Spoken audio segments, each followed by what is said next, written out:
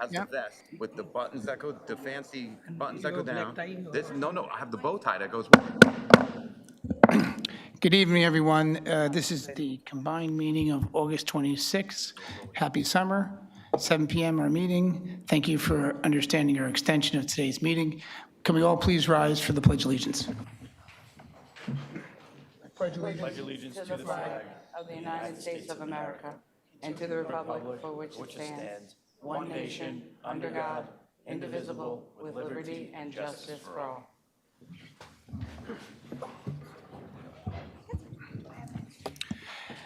Acting Clerk, roll call. Councilmember Brescher. Here. Councilmember Dima. Here. Councilmember Kentos. Here. Councilmember Patel. Here. Councilmember Patil. Here. Councilmember Shmuel. Here. Council President Coyle. Here. Adequate notice of this meeting as required by the Open Public Meeting Act of 1975 has been provided by an annual notice sent to the Home News Tribune, the Star Ledger, and Desi Talks on November 17th, 2025, and posted in the main lobby of the municipal complex on that same date. Thank you. Good evening, everyone. Thank you for joining us tonight. Just a few housekeeping rules here that I'd appreciate you follow. For those who are attending for the first time, welcome. You may follow along the agenda that we provide at the back table of the room. Okay, you will have 4 minutes to speak on public comments and then also on resolutions and oral petition and remarks, the portion of that agenda. If you're watching from home for the first time, please visit edisonnj.gov, click on Departments, then Council, and select Council Agenda, so then you can follow along from home and watch the entire meeting. If you have any questions, please fill your comments. You may email me at jcoyle@edisonnj.gov. Thank you. We're going to go through the just the beginning of the presentation first, in the minutes? Okay, presentation. We have a presentation that we're just going to do. We're not offering any public comments during this presentation. So I believe we have it prepared enough. Howard? So if we can have our presenters either come to the podium or to the table, whichever is comfortable for you. We can get a couple seats here if that's better for you. And then maybe we can just have, whichever works. It doesn't matter. Whatever you're comfortable, you can all stay at the microphone. Council President, Councilman President. if you can roll that so residents can see. Okay. Howard, is that going to come down? No. They have it on the side TVs. Oh, we have it on the side TVs. I didn't realize that that's, yeah. Let's hope in the budget we have a lot of money to change a lot of the TV opportunities.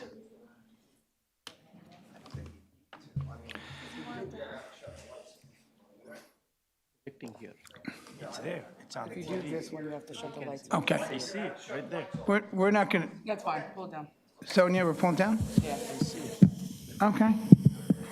I don't like the lights off. Can we dim the lights? He doesn't have to do all of it. Okay. They do it with the People paid for it, they should use it. Okay. Before we begin this presentation, from what I understand, our presentation is part of the Water and Sewer Department and the boundaries and understanding of what our Water and Sewer Department is responsible for. Today you'll learn where our boundaries are and where apartment complexes, condominiums, and townhouse associations are not part of our boundaries. We're solely responsible for the roads and infrastructure on the roads. As you know, we don't go to your house and fix your water. And here you're going to hear testimony on what our boundaries are and what our responsibility is for the Water and the Sewer Department. That's the best that I can give you, but you'll hear more. You ready, Steve? Yes, good evening. My name is Stephen Bloyd, Edison Water and Sewer Utility Director. I have Roger Frieda here. He's our supervisor, and Pat Dara is our foreman with the water side of the utility. So thank you, Council President. So first, we're here to talk about to clarify the obligations of Edison Township Water Utility. So we handle all public roads that are in the town, any HOAs, condo associations, apartment complexes, all private. Those obligations, they fall on to the HOAs. and we do not handle any water breaks for those facilities. So in our slideshow, we have some mapping that can clarify some of these areas. This one in question here is Victoria Park, and everything in red is owned by Victoria Park. And outside of those red lines, you can see the yellow. At that curb stop is where we stop our obligation. So everything from that curb stop in on Brunswick and Ethel Road, that's all the HOA's responsibility. So that's Ethel and also Brunswick. The blue line is our mains. One, I believe, is a 12-inch. The other is a 16-inch. And you can see that gray area, that circle, that's the curb stop. And that's where our obligation ends, right at that main.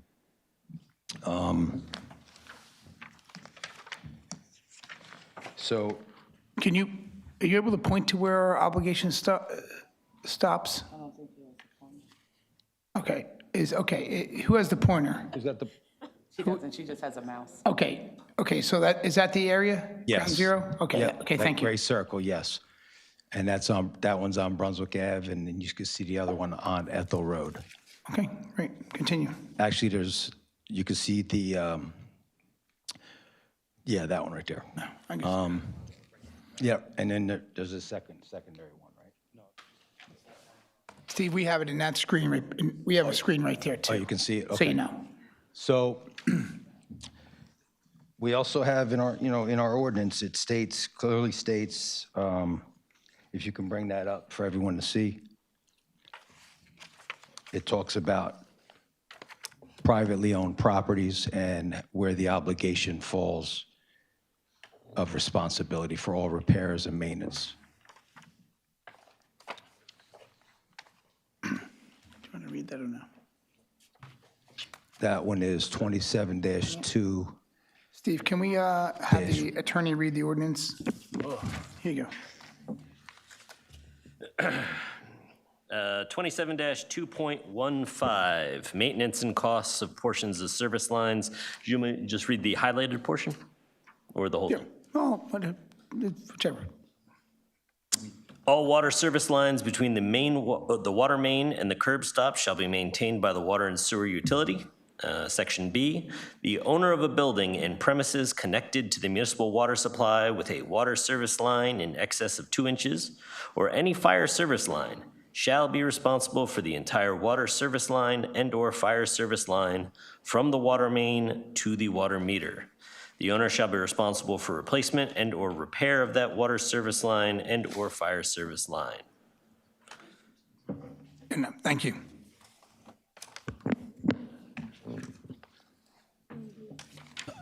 So even though they are private, we still like to be informed of any activity that is going on in there.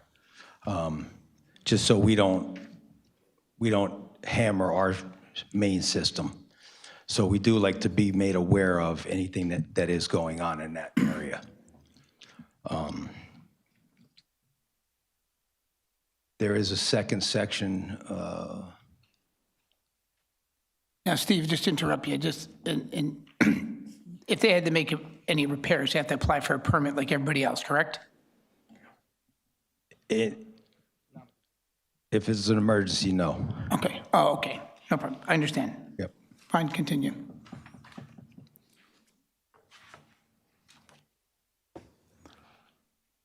So basically what I'm trying to say is that these HOAs, these condos, apartment complexes, all private is not the Edison water utility obligation. Okay.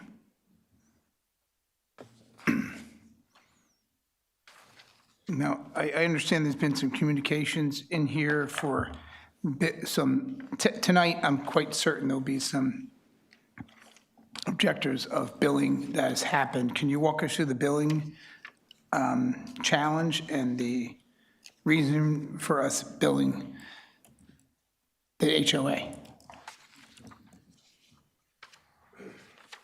So the billing process, that goes through the finance department. And Okay. if there's any instances where they are presented with an invoice, that comes from the finance department. I'm going to just, we're not going to discuss that in case there's a lawsuit. Let's end that conversation. But, okay, thank you for your presentation. Does anybody else from your department want to speak? Steve? Yeah. Okay.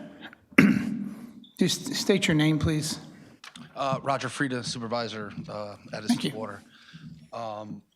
So, You're a little taller than Steve. Would you mind I know. picking I get it up? Okay, thank you. so with all these HOAs and private communities, they're all serviced the same way. So every one of these communities they have control valves. Some of them have 3, some of them have 1, some of them have 2. Those valves, and I know I've been hearing that we've been getting phone calls about it.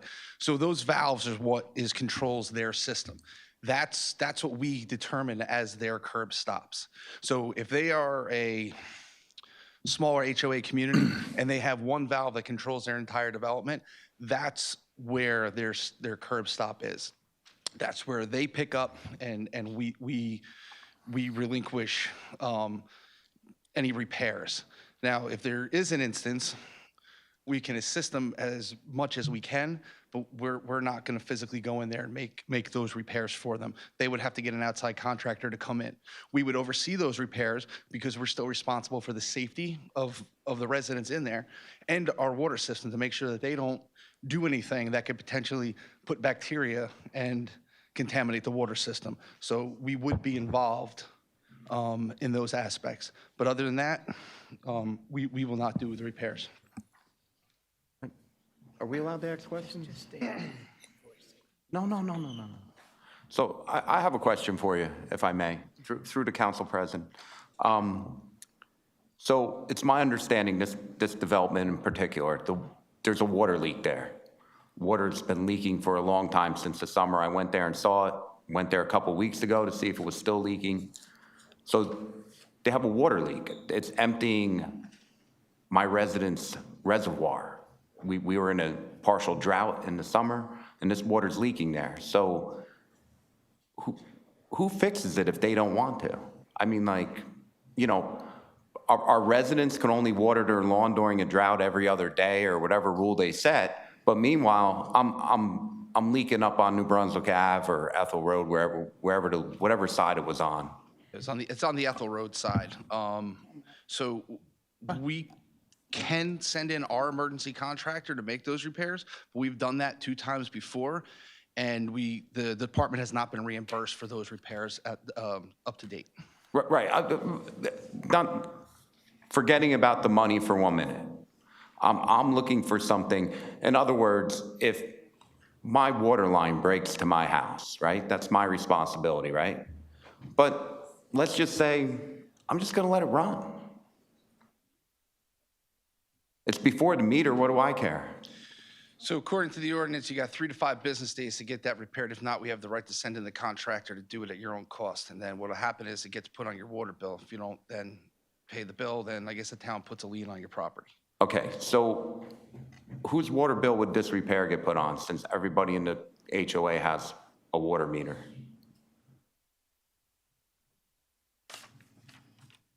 That would be the resident, the private residence. So it will get divided up amongst all of them? If there's water meters at each residence, it would get billed to that resident. So what Mr. Kentos is asking, what Councilman Kentos is asking is if you have a private development and it's not any individual residence that is leaking, that private development after the curb stop, who does that get billed to? That would be with the HOA. I apologize, I didn't understand okay. the question. He said, Okay, you answered my question. Individual meters. So the HOA of that development would be responsible for that emergency repair that we did because they failed to repair it within the 3 to 5 days. correct, which a good portion of HOAs build in water consumption. Now, you know into their what my next costs. question is going to be, right? That water's been running for 6 months. 8 months. and they haven't fixed it in 3 to 5 days. Thank you for letting us know. We'll take care of it. Okay. Oh, you, And again, my, just so everybody understands my position is the reservoir. As the town, my reservoir is leaking, and, you know, we want to conserve water, so. Thank you, Council President. if, you know, at this, during this time, other council members may have some discussion, which I hope we'll keep it to a minimum. There'll be no public comment at this time. We're going to have public comment later. I apologize. But members of the council have questions. So Councilman Patil? Yeah, Council President, thank you. Just a question. Was there any transition from the American Water to Edison Water Utility? Because their practices are a little different than our practices, and I believe this ordinance existed back then. Why there is a different tax treatment to the residents? So this ordinance was adopted actually after we took over. So the ordinance that we're going off of was adopted, I think, it went into effect October of 2020. So the full ordinance actually went into effect about 10 months after we took over the system. But you got to also realize is American Water is a private company. They do things differently than what the municipality will do. We know for a fact that American Water was going into people's homes and doing private plumbing work. Point of order. Can you just speak closer to the mic, please? Sorry. So American Water was doing private plumbing work for residents. Just because they were doing that doesn't mean that we are, right? So they're a private company. They handle things a lot differently than the way that we would because they kind of own the system. Understood. And they were charging the town for the work. So they just did anything and everything, whether it was private, it was not private. They were actually fixing people's private fire lines at one point too. So, but Yeah, just a question there, I don't know, when we adopted this ordinance, there was a broadcasting or there was a communication that was made to all the HOAs informing them that what their obligations are. I don't know if that happens or because this is a very specific case, because this is impacting not dozen units in Edison Township, but thousands of them. We have a lot many HOAs in Edison Township. And if you look at most of the southbound HOAs, they are impacted. My next question to you is this also applicable to sewer line? I believe so. I think it's also sewer as well. It's water and sewer, unless the sewer department has a pump station within the property where there's a force main, then that would be the ownership of the township. But other than that, the gravity mains and everything in there are the responsibility of the HOAs as well. Thank you, Council President. I think we should do some survey on that because if at all sewer is the problem, that's going to bankrupt the HOA because that's very I'm just going to expensive. let the attorney comment to answer your question, Councilman. Yeah, so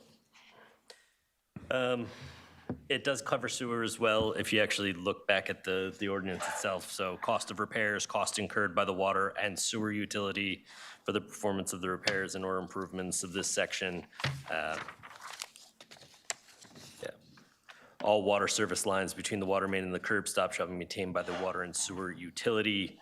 And then moving on to the next portion of it. So it's the sewer utility. Sewer, I think, it's in the best interest of the town as well as to the resident. It's important that we identify what the boundary lines are, especially even for the sewer, because that's a major disaster. If something breaks on sewer, it's going to bankrupt the HOA. Thank you, sir.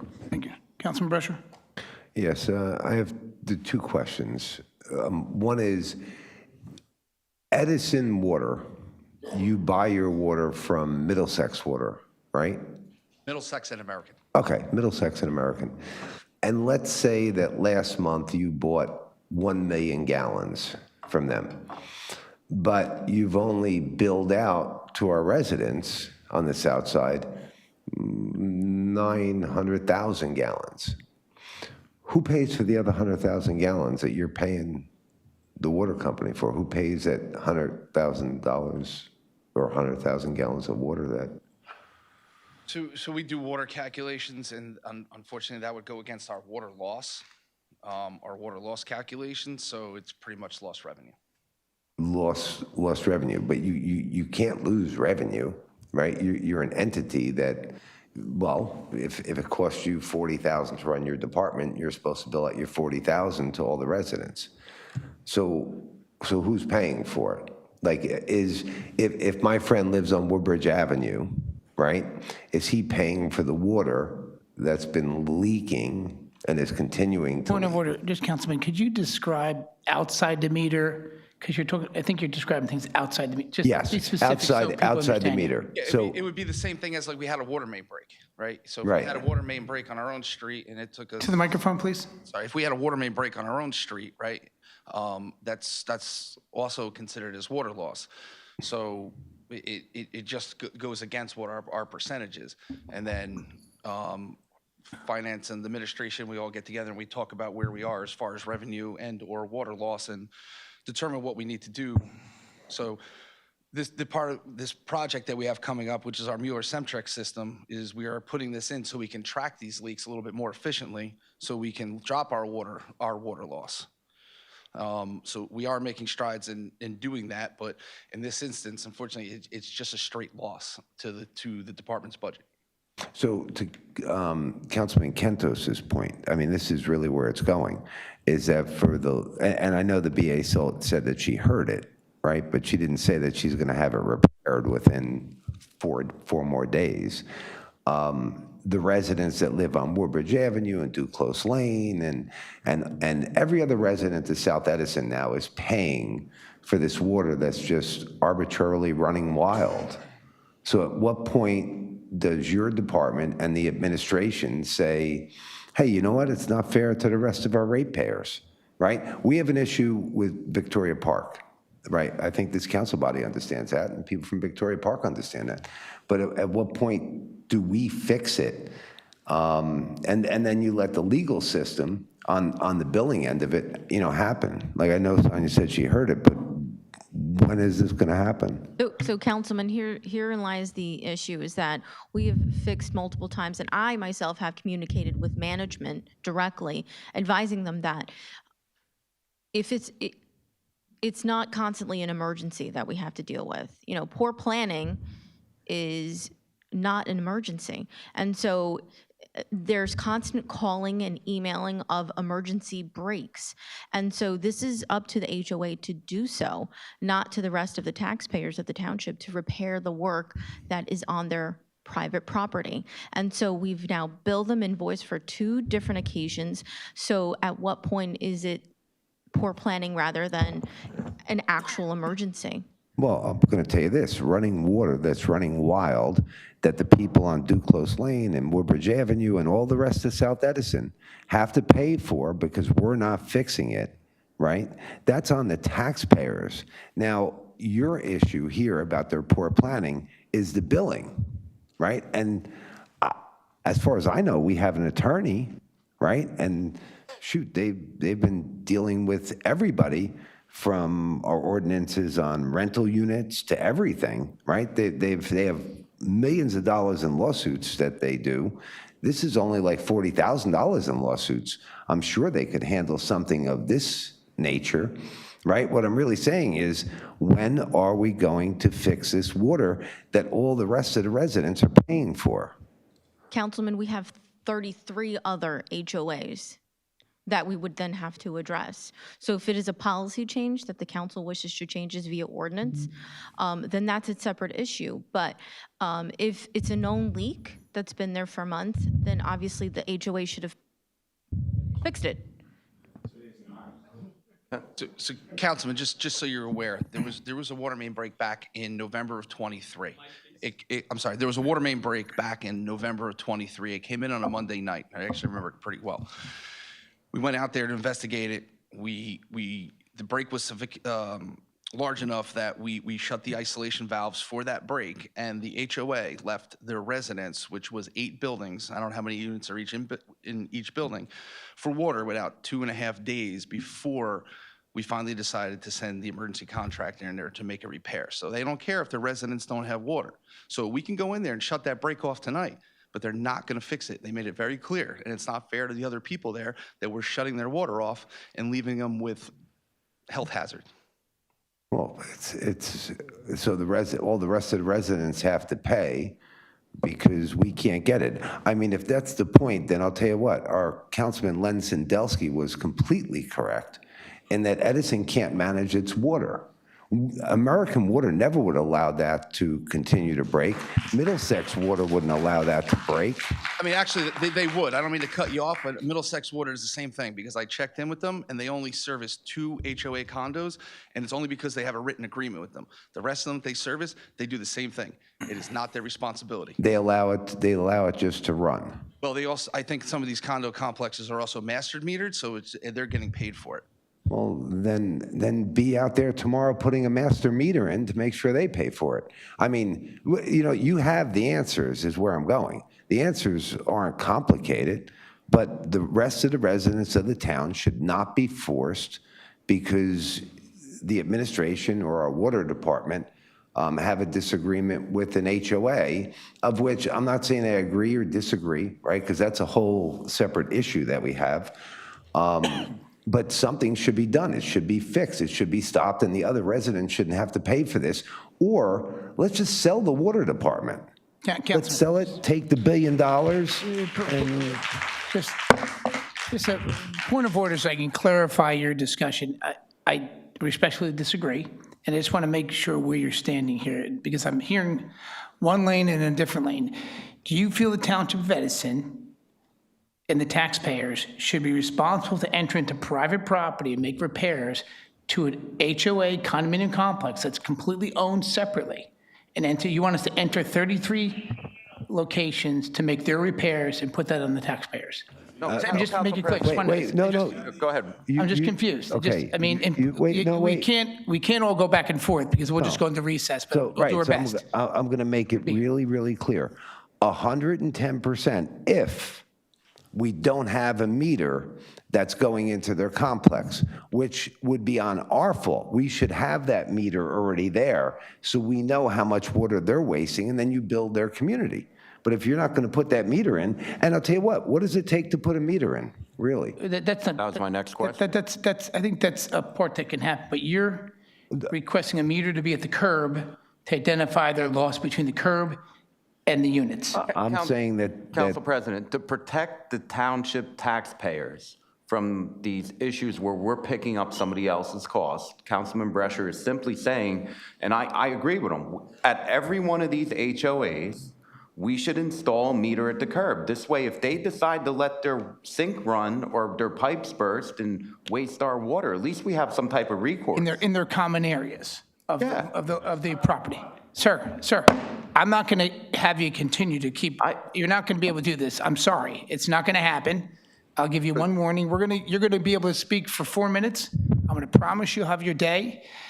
And this is going to be a court matter. That's where it's going to go. Right. And that's where most of them go. But you can choose. I'd appreciate it if you wouldn't. And I do the same for all. Continue. Council President, one more quick point.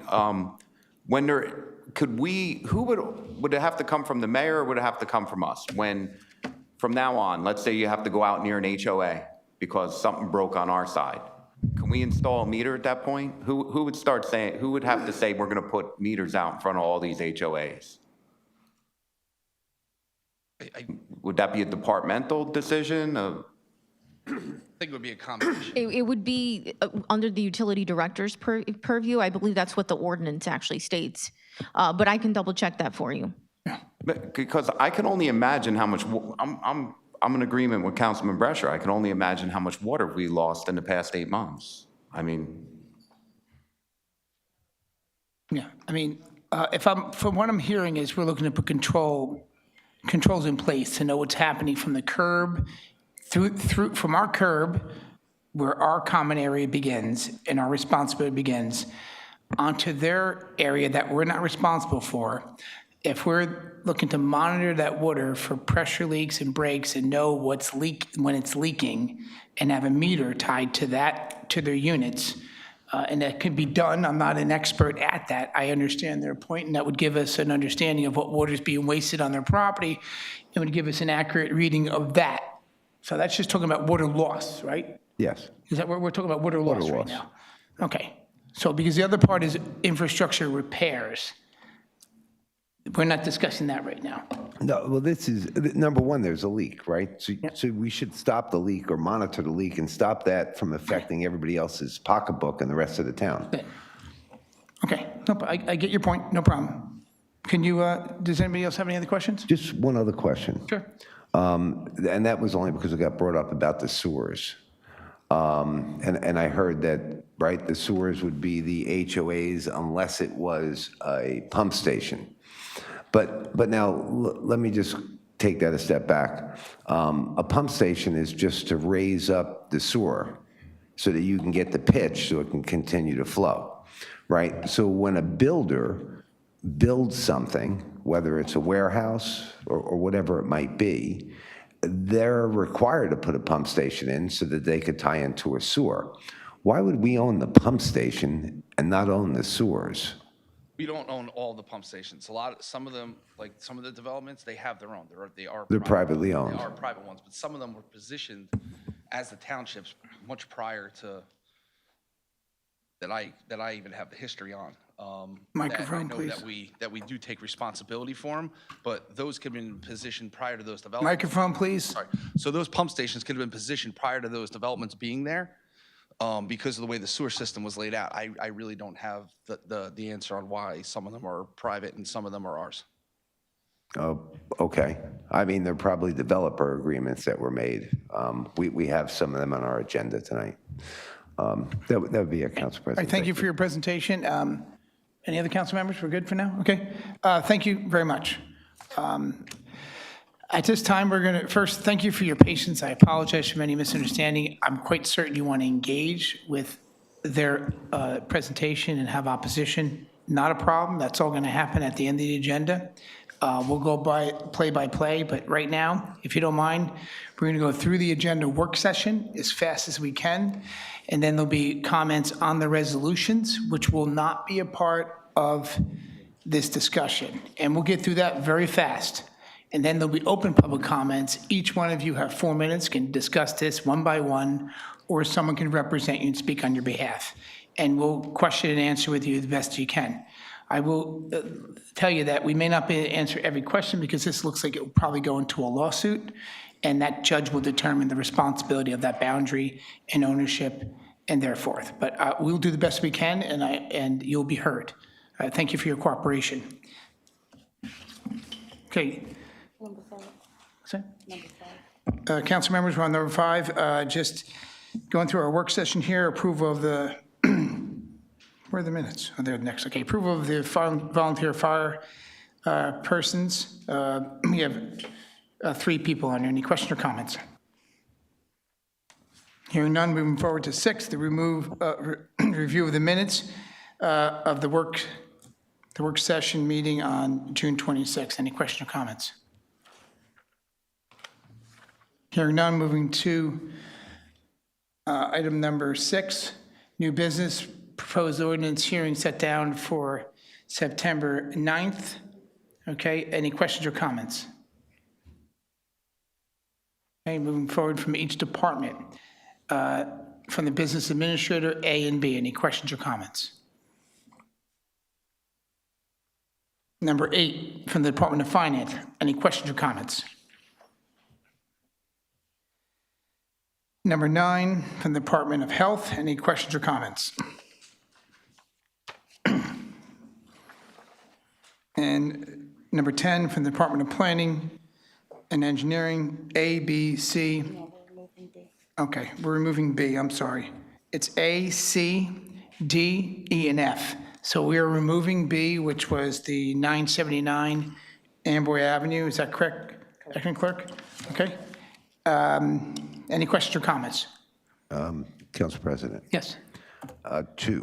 One is E. I guess they're done. Did we get a punch You mean list on F? this? Okay, E, I'm sorry.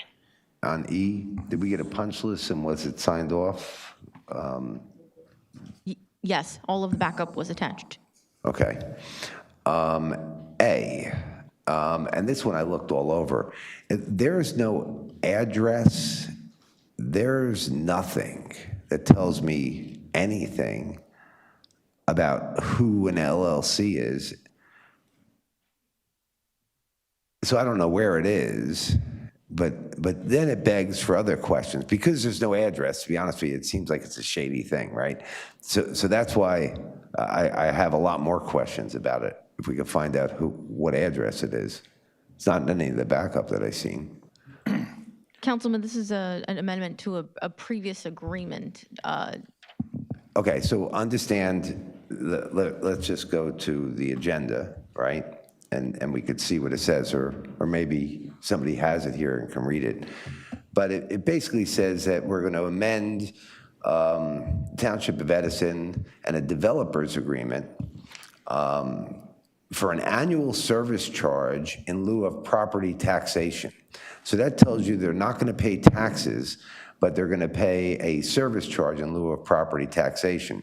On the backup documents I have, it says, see attached documents, but there's no documents, and there's no address, and there's no nothing. Now, I think I know who it is, but with that being said, the public should know this was a developer's agreement from 1978, right? So I was still in J.P. Stevens at that time.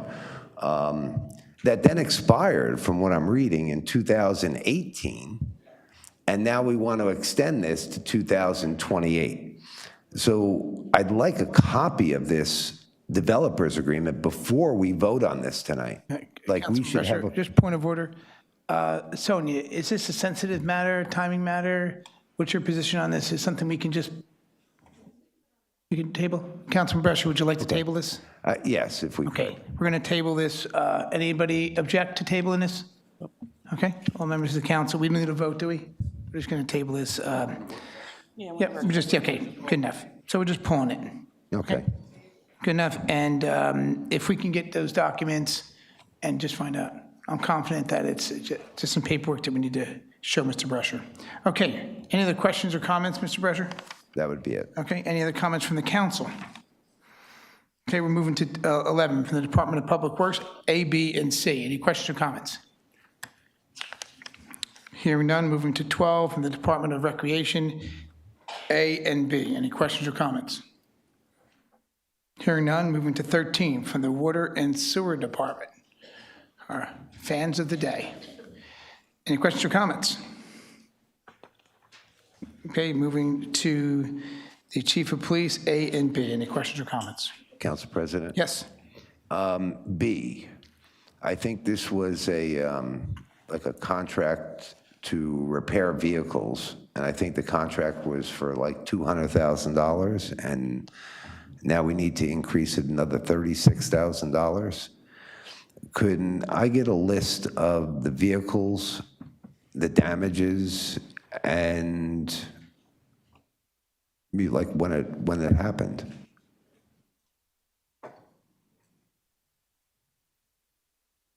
Councilman, I can send you a vendor report is what we would have, but this is just a general account of any and all repairs that we make to vehicles that we do in-house. In-house? Yes. Well, these are for the dealership, no? Like, this isn't for auto body? Well, parts. It could be parts as well. So I can get you a vendor report, and that would probably show you what would be charged to that. Okay, and the vendor report will have a breakdown as to, whether it was a diagnosis or an accident or a computer failure. It'll right? have invoices attached to it, so. Okay, no, perfect. Council President? Yes, sir. So is it just a clerical error here that it says for collision repairs? Because generally collision means like, body work, damages. It could be several things, but I can get the backup Thank for you. Councilman for what we've done prior. Thank you. We're comfortable? That would be it, yes. Okay, good enough. Thank you, council members. Any other questions on 14? Hearing none, moving to 15 from the Township Clerk. I have Resolution A, appointing members of the Veterans Committee, and then I also have a resolution appointing Heidi Peck as acting municipal clerk for 1 year, period, exceed 1 year, R465, added to today's meeting. Any questions or comments? Council President? Yes. For A, happy to see that, we have the reappointments of the members of the Veteran Memorial Committee. They were chasing for a long time. For 465, is this, I see that this is added today, tonight on the agenda. This is for 1-year term, correct? Correct. For our deputy clerk, because she needs to train this new person, will she be reimbursed, or are we planning to give some sort of a remuneration for her to train the new person? Yeah, it's a great question, Councilman. Kelly and I discussed with her a salary increase, and that will be happening in 3 steps. The first 2 steps are going to be from the council, Okay, and one has already happened. thank you. Thank you, Council President. Well, Council President, is there any way possible, right? Because this was done in what I would say is a vacuum, right? I mean, you did tell me, not with a lot of notice, So slow it down. not with a lot of notice. The vacuum sounds a little bit obscure. Let's say that we collectively had multiple interviews with multiple candidates over a time frame. Well, no, I will, so, right, I mean, just to comment then. It's okay, Just to comment on this one here. Yes, I did interview her. I find her, as, besides Marlena, the only other one. I mean, everybody else we had 0 qualifications for clerk. You know, you had people that they worked in DPW and cut grass, and they didn't want to carry 50-pound bags anymore. So they weren't qualified. So we only had Marlena and this one other person. And they both do have clerk experience. Like I said, the issue I have was originally, I was approached and asked if I would support Marlena for the clerk position if she could pass the test. And it came at the time that the test wasn't going to really happen for her to do her studying in that until like September or October.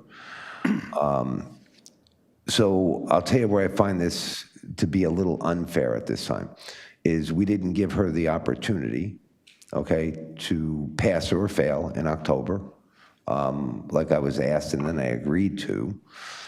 And to the new person, who I told you is qualified, if she is here for a year and then Marlena passes and this body decides that we really want to give it to Marlena now, right, because she passes and she's qualified, I don't know that that's fair to do to someone else that has a job now where they're only here for a 1-year period.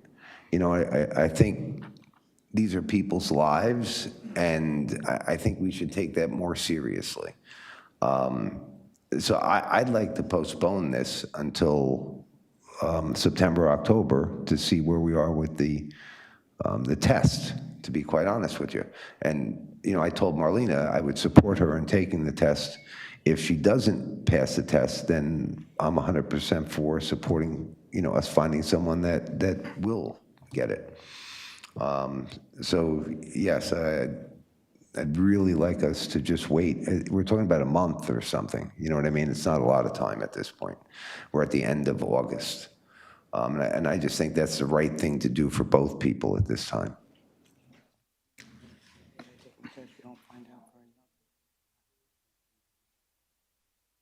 Thank you, Councilman Brescher.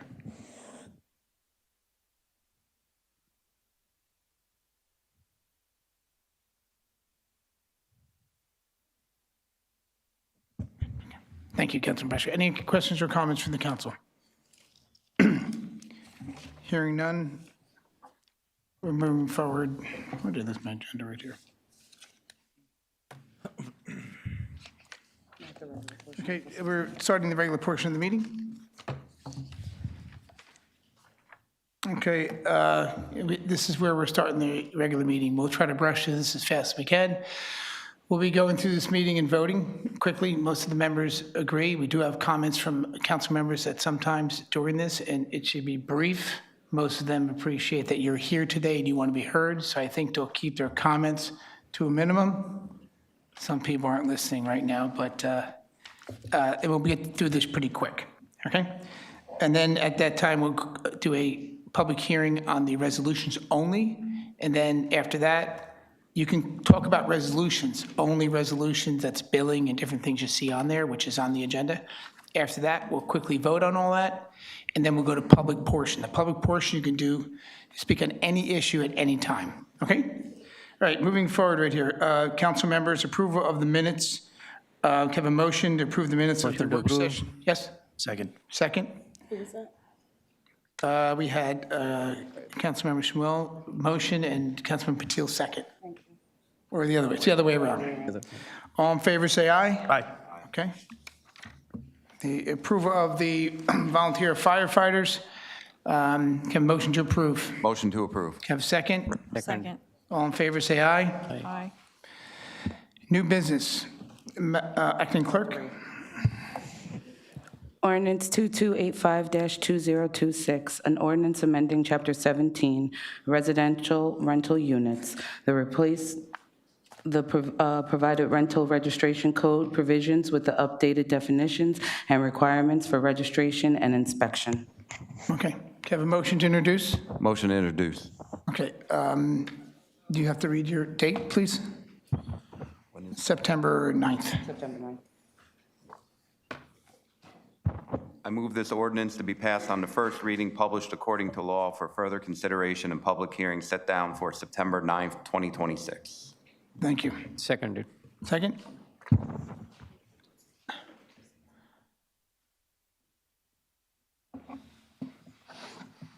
One second, we'll call. Acting Clerk, roll call, please. Councilmember Brescher. Yes. Councilmember Dima. Yes. Councilmember Kentos. Yes to introduce. Councilmember Patel. Yes. Councilmember Patel. Yes to introduce. Councilmember Shmuel. Yes. Council President Coyle. Yes. Thank you. Okay, so at this time, we're going to have public comments on the resolutions only. As you saw, we went through department by department on spending. If you'd like to speak on that spending, on that specific item, you can come up and talk about that specific item. If you'd like to yield your time for the public portion, for those who we can get to them quicker, that's up to you. But you're more than welcome to comment on anything that you've heard from the resolutions that we just discussed. So yes, please come up. Welcome. Thank you, Council President. Anthony Dameron, I have a question. Councilman Brescher was bringing up something about the clerk's office. That's not on the agenda. We don't have it on this, so I don't know what you guys are referring to. If you guys, Yes, you could make comment on that resolution. okay. I was just going to say. I mean, I don't know what the plan is, but I mean, whether it's a test, and I give her a lot of, I support her, so I hopefully she becomes the next clerk. I don't care if she has to pass or fail. No matter what, if you pass or fail, you deserve to be clerk. Okay, that stupid test does not matter. Honestly, it's ridiculous. All right, I was a bad test taker, so I mean, if you have a bad day, she deserves to be the clerk. What Councilman Brescher said, absolutely agree with that. And one of the other items that we just discussed regarding the police vehicles that were the change order, I have no problem with any of that stuff. The only question is you know, whether it's this for the police or whatever we have to send out to a mechanic. I mean, who's overseeing this? I'm not a car guy, I'm not a mechanic, but like they send us a bill, we send the cars in, like who's there to make sure that we're not getting ripped off is what I'm saying. You know what I mean? So, I mean, they're just, we have some collision work done. Is it just, they tell us what the price is and we just, okay, that's it? Is there anybody in-house that we could talk to? Okay. Yeah. Well, before we comment, I want you to finish all your questions and I'll try to answer them all at one shot. Is there any other questions you have? No, I'll save I believe that's it. I'll save the rest for the public comments portion. No. Oh, great. I'll answer it for you. Please, Sonia? Yeah, I was just. Sure. So we have in-house mechanics. Obviously, when we send them out to a dealership, there are parts that are more specific and then that are readily available and they're able to repair. But we have mechanics both on the police and on DPW side that would be able to be knowledgeable about certain repair work. Do we have an adjuster involved and any type of estimation, normal, If it common is- labor? If it is involved with a claim per se, then yes, there's an inspection made by an adjuster through our insurance company. Okay. Okay, thank you. Any other questions, comments? Yes? Ms. Shipp? And then you can go, try to move around the room here. I'm gonna go to this side next, so. Just a be little bit involved. about the word collision. I know about the word, I know what it means. And I'm like, we have a collisions garage here. that y'all paint and y'all knock the dents out of stuff? Okay, that's what I'm gonna talk about, that one. You tabled the one that I was really interested in with the, and then with this old-timey, whatever happened during urban renewal in the 1970s, that's a different type of thing. But I was just questioning the resolution of the Township of Edison authorizing the execution of a revocable license for parking and use of property at the Robert E. Holmes Gardens. I want to know your answer to that. Ms. Ship, I apologize. I had a small distraction. The clerk and I had a soft discussion about something else. Would you just repeat your question? Well, I can just tell you the resolution too with that, the 10D. Council President, she's referring to R-450. Okay, thank you. Oh, okay. Duh. All right. Oh, I got it on the, okay. I was circling it as you guys was talking back and forth. Okay. Then. And I was questioning also how much money that we lost during our staged, furlough or whatever. All this money went back to all the parents who panicked and almost had a breakdown because of their jobs at the last minute thing. So I see, is that the only amount of money that we lost? Another one. Okay, I always have a problem with awarding contracts to various vendors. Who was various? What's the name of various? Okay, and my last one was, I've gotten a whole bunch of information about all the mechanics, but not the repair shops. I have collision on my car or something. It has to go away to an actual place that does that for cars. And for last is the,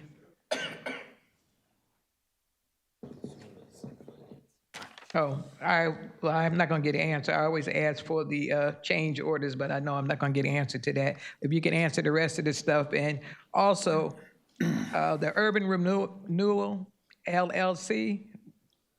Who was the Urban Renewal LLC? Because I haven't heard that much about them since the 70s. Okay, thank you. Okay, I got it, 463. To Sonia, do we have any, can you answer 450? Sure. So with Mr. Burns also, this is for parking and use for between the township and the housing authority. So it strictly just outlines the use of the parking spaces within the housing authority complex. You have to back up on 4. So it's revocable because we don't want to give them a perpetual license to use it without ever being able to take that back or give them any ownership or control. But it does outline the responsibilities of the housing authority with respect to those township-owned roadways and parking spaces. That way, they can be used for the housing authority without us surrendering their actual ownership of them. Right. And the housing authority would be responsible for the maintenance. That's part of the agreement. Right. The various vendors, they are listed on the resolution in the backup. I'm not sure exactly what resolution the speaker was referring to, but The only one I was able to find was Resolution 459, resolution accepting bid and awarding contract to various vendors for grounds materials, which lists X-Tech Operating LLC, Site 1 Landscape Supply, Continental Hardware, and Sylogy Contracting. Thank you, Counselor. The rec reimbursements, those are the final reimbursements that we have for parents who had children in the program. And the urban renewal, that's for Menlo Park Manor. There actually is one other that the clerk pointed out to me for that various vendors, 463, which is for both Raritan Group, Inc. and Gamka Sales. They're both listed on the resolutions. Thank you, sir. Okay. And for 464, the various vendors are listed in the backup, and I can provide that to you right after the meeting. Any other questions we missed? Okay.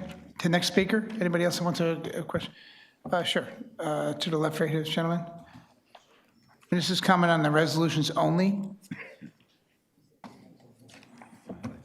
Good evening. My Yes, name is good evening. Gurvinder Damija, 10 Sturgis Road. Yes, welcome. I want to talk about the line item 439. It says tax sale certification, redemption of tax sale certificates. If you can just clarify, what does this mean? And how many people are involved and what kind of information is there behind this? I could not see on in the expanded form also the list of people who got the money. Okay. And second is about the resolution. This is 10C. It says What number is that, sir? redevelopment in accordance with the local redevelopment and housing law. So what does redevelopment mean?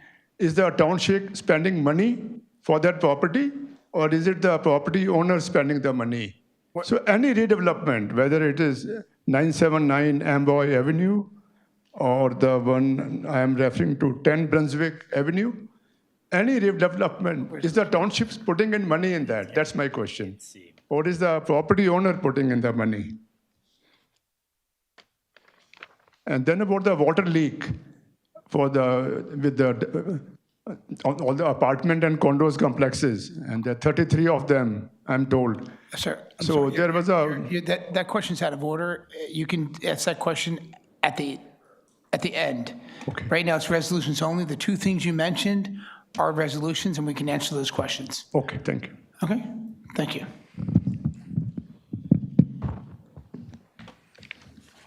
There's,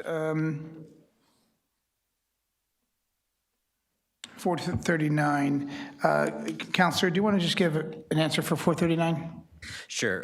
Without getting too deep into the weeds on the redemption of tax sale certificates, when a property owner owes taxes to the township, the tax collector is authorized to issue what's called the tax sale certificate, i.e. selling their debt to someone who purchases that obligation. They essentially pay the township the taxes and then own a lien against the property that they can then collect on and or foreclose. It means that we get our taxes without having to expend any kind of effort to actually go out and collect the money or put a lien on the property or move forward. When those get redeemed, essentially the person pays their taxes. We can't get paid twice for the same taxes, and we give the purchaser their money back. I hope that makes sense to you. We have tax sales here, I think, twice a year? Once a year, we have tax sales. So those who are investors that seek to come out here and buy a tax sale certificate and hope that the owner will not pay it again, they start charging interest. Some people catch up on their bills and they pay it, and that investor doesn't make what he thought he could make. They're basically taking a risk on hope, in lieu that you won't pay the second, the third, fourth, and fifth time. So that's what happens. So thank you.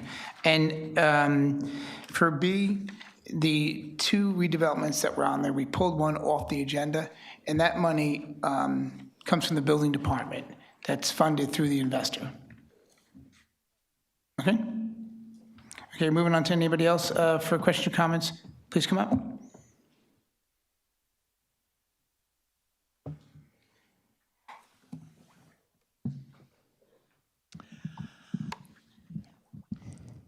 Elizabeth Conway, 20 Netherwood Circle. Welcome. Okay. Just two things. Tonight's agenda has been very confusing because some of the things that you're talking about aren't on the agenda, so I'm not too sure whether I'm going to talk about it now or later. So I'm going to hold on to just the ones that say resolution. The first one that I have a question on, and I've asked this before, was on Resolution 465 regarding the collision repairs to American Ford. And my question to that is, it has a specific dollar amount of $36,000, but it doesn't say it's not to exceed. So does that mean that the $36,000 is actual invoices that total $36,000? Or is it something in an agreement with the American Ford or whatever their name is for collision repairs, which is usually a dent or a crash or any of the above, rather than a part could be a bumper that, got broken off, or anything along those lines would come under collision. But is it a not to exceed? Because many of the dollar amounts that I see on the agenda say not to exceed. Is this a not to exceed or an exact dollar figure? So the original. We're going to wait, I'm sorry. We're going to wait to, I got one Sonia, more. if you don't mind, we're going to wait to all your questions. But first, to the speaker, did you see this on the agenda in front of you? This one, yes. Okay, just want to make clarification. You said you made comments that. I'm not going to comment on the Okay, things you that said- are not on the agenda. Okay, no, but. That's you later. can. There are two things added to the agenda. Everything else is transparent on the agenda. Are you in agreement with that? Like you can see the entire agenda. Two things were added. Okay, but there's no extra paper with things that were added. We'll put it in the back. Sorry.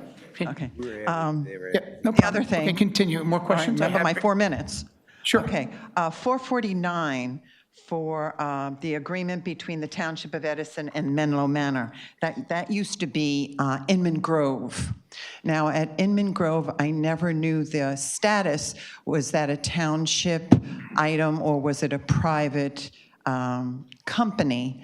And it says that you're providing something and getting service charges to them, and they don't pay taxes on it. Just point of order, we pulled that from the agenda.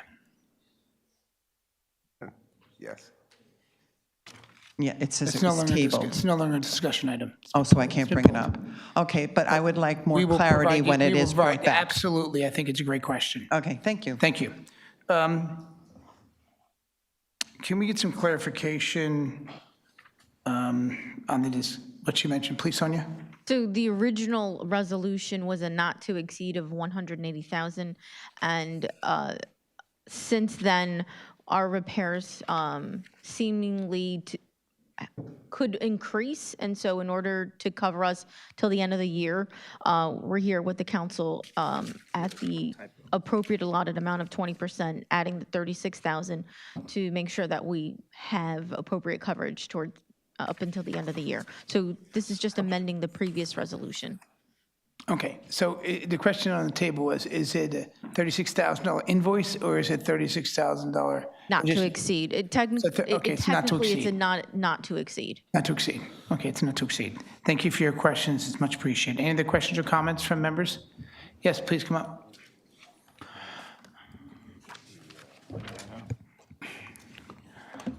Dr. Nasser, I just want to confirm, 417 was tabled, correct? We tabled 979, and I can explain that later. I can explain it now. It That's just fine. wasn't properly prepared. That's fine, I There's understand. a couple more things we I needed. just wanted to make sure that And it wasn't on you, it was on us. Right. The other thing was about the clerk. Was that a resolution? Yes, it's a resolution. You can discuss that. Okay, so with that, I'm hoping that we do give Marlena the opportunity to go and become the head clerk or whatever that position is. She's done an excellent job. I've annoyed her a lot of times with different things I've asked for, and she's done a wonderful job. So I'm hoping however that is possible, that she would be able to do that. If she's going to train somebody, that means she's qualified. She just needs the paperwork. I'm hoping you'll afford her the opportunity to do that. That's it. Thank you. Thank you. Any other questions or comments from members of the public on the resolutions only? Seeing none, can I have a motion to close the public portions on the resolutions only? Motion to close the public portion on the resolutions. Can I have a second? Second. All in favor, say aye. Aye. Okay. The public portion is now closed. Could I get a motion to, Before- I'm sorry, any members like to pull something from my left? Councilman Asaf? No. Shmuel? Councilman Patil? I think in a council president, in proposed resolution, I think we have two resolutions missing, which are both under Chief of Police, 465. Yes, I did bring that up to the attorney. They are on the work session portion. They did miss the regular meeting, but he did state that since they are on the work session, it's perfectly fine for them to be voted on. So this will be 465. with neglecting 417, 418, then 438 through 467. The clerk being 467. So 66 and 67 will be added. Okay, perfect. Anything you'd like to pull? No. Okay, none. Councilmember Patel? None. Council Vice President? None. Councilmember Kelly Dima? None. Councilmember Brescher? 465 and 467.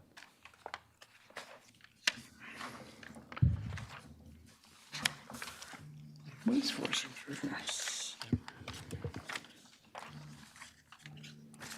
Okay, thank you. We're going to ask for a motion to adopt the consent agenda with, in a separate vote on 465 and 467. Have a motion to adopt the consent agenda. Motion to adopt the consent agenda? Second. Second by Kentos. Can I have we have a motion on the table to adopt the consent agenda with withholding 465 and 467. We have a motion and we have a second. Madam Clerk, roll call.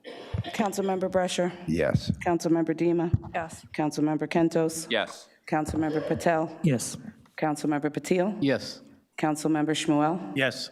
Council President Coyle. Yes. Councilman Brescher, 465? Yes, 465. I'd just like to know when I can get that, the vendor reports with the bills. That's all. Okay. You can get that tomorrow morning. Thank you. Can we have a motion to adopt? Motion to adopt? Have a second? Second. Madam Clerk, roll call. Councilmember Brescher. Yes. Councilmember Dima. Yes. Councilmember Kentos. Yes. Councilmember Patel. Yes. Councilmember Patil. Yes. Councilmember Shmuel. Yes. Council President Coyle. Yes. Resolution 467, can I have a motion to adopt? Motion to adopt? Can I have a second? Second. Kelly, second. Acting Clerk, roll call. Councilmember Brescher. No. Councilmember Dima. Yes. Councilmember Kentos. Yes. Councilmember Patel. Yes. Councilmember Patil. Yes. Councilmember Shmuel. Yes. Council President Coyle. Yes.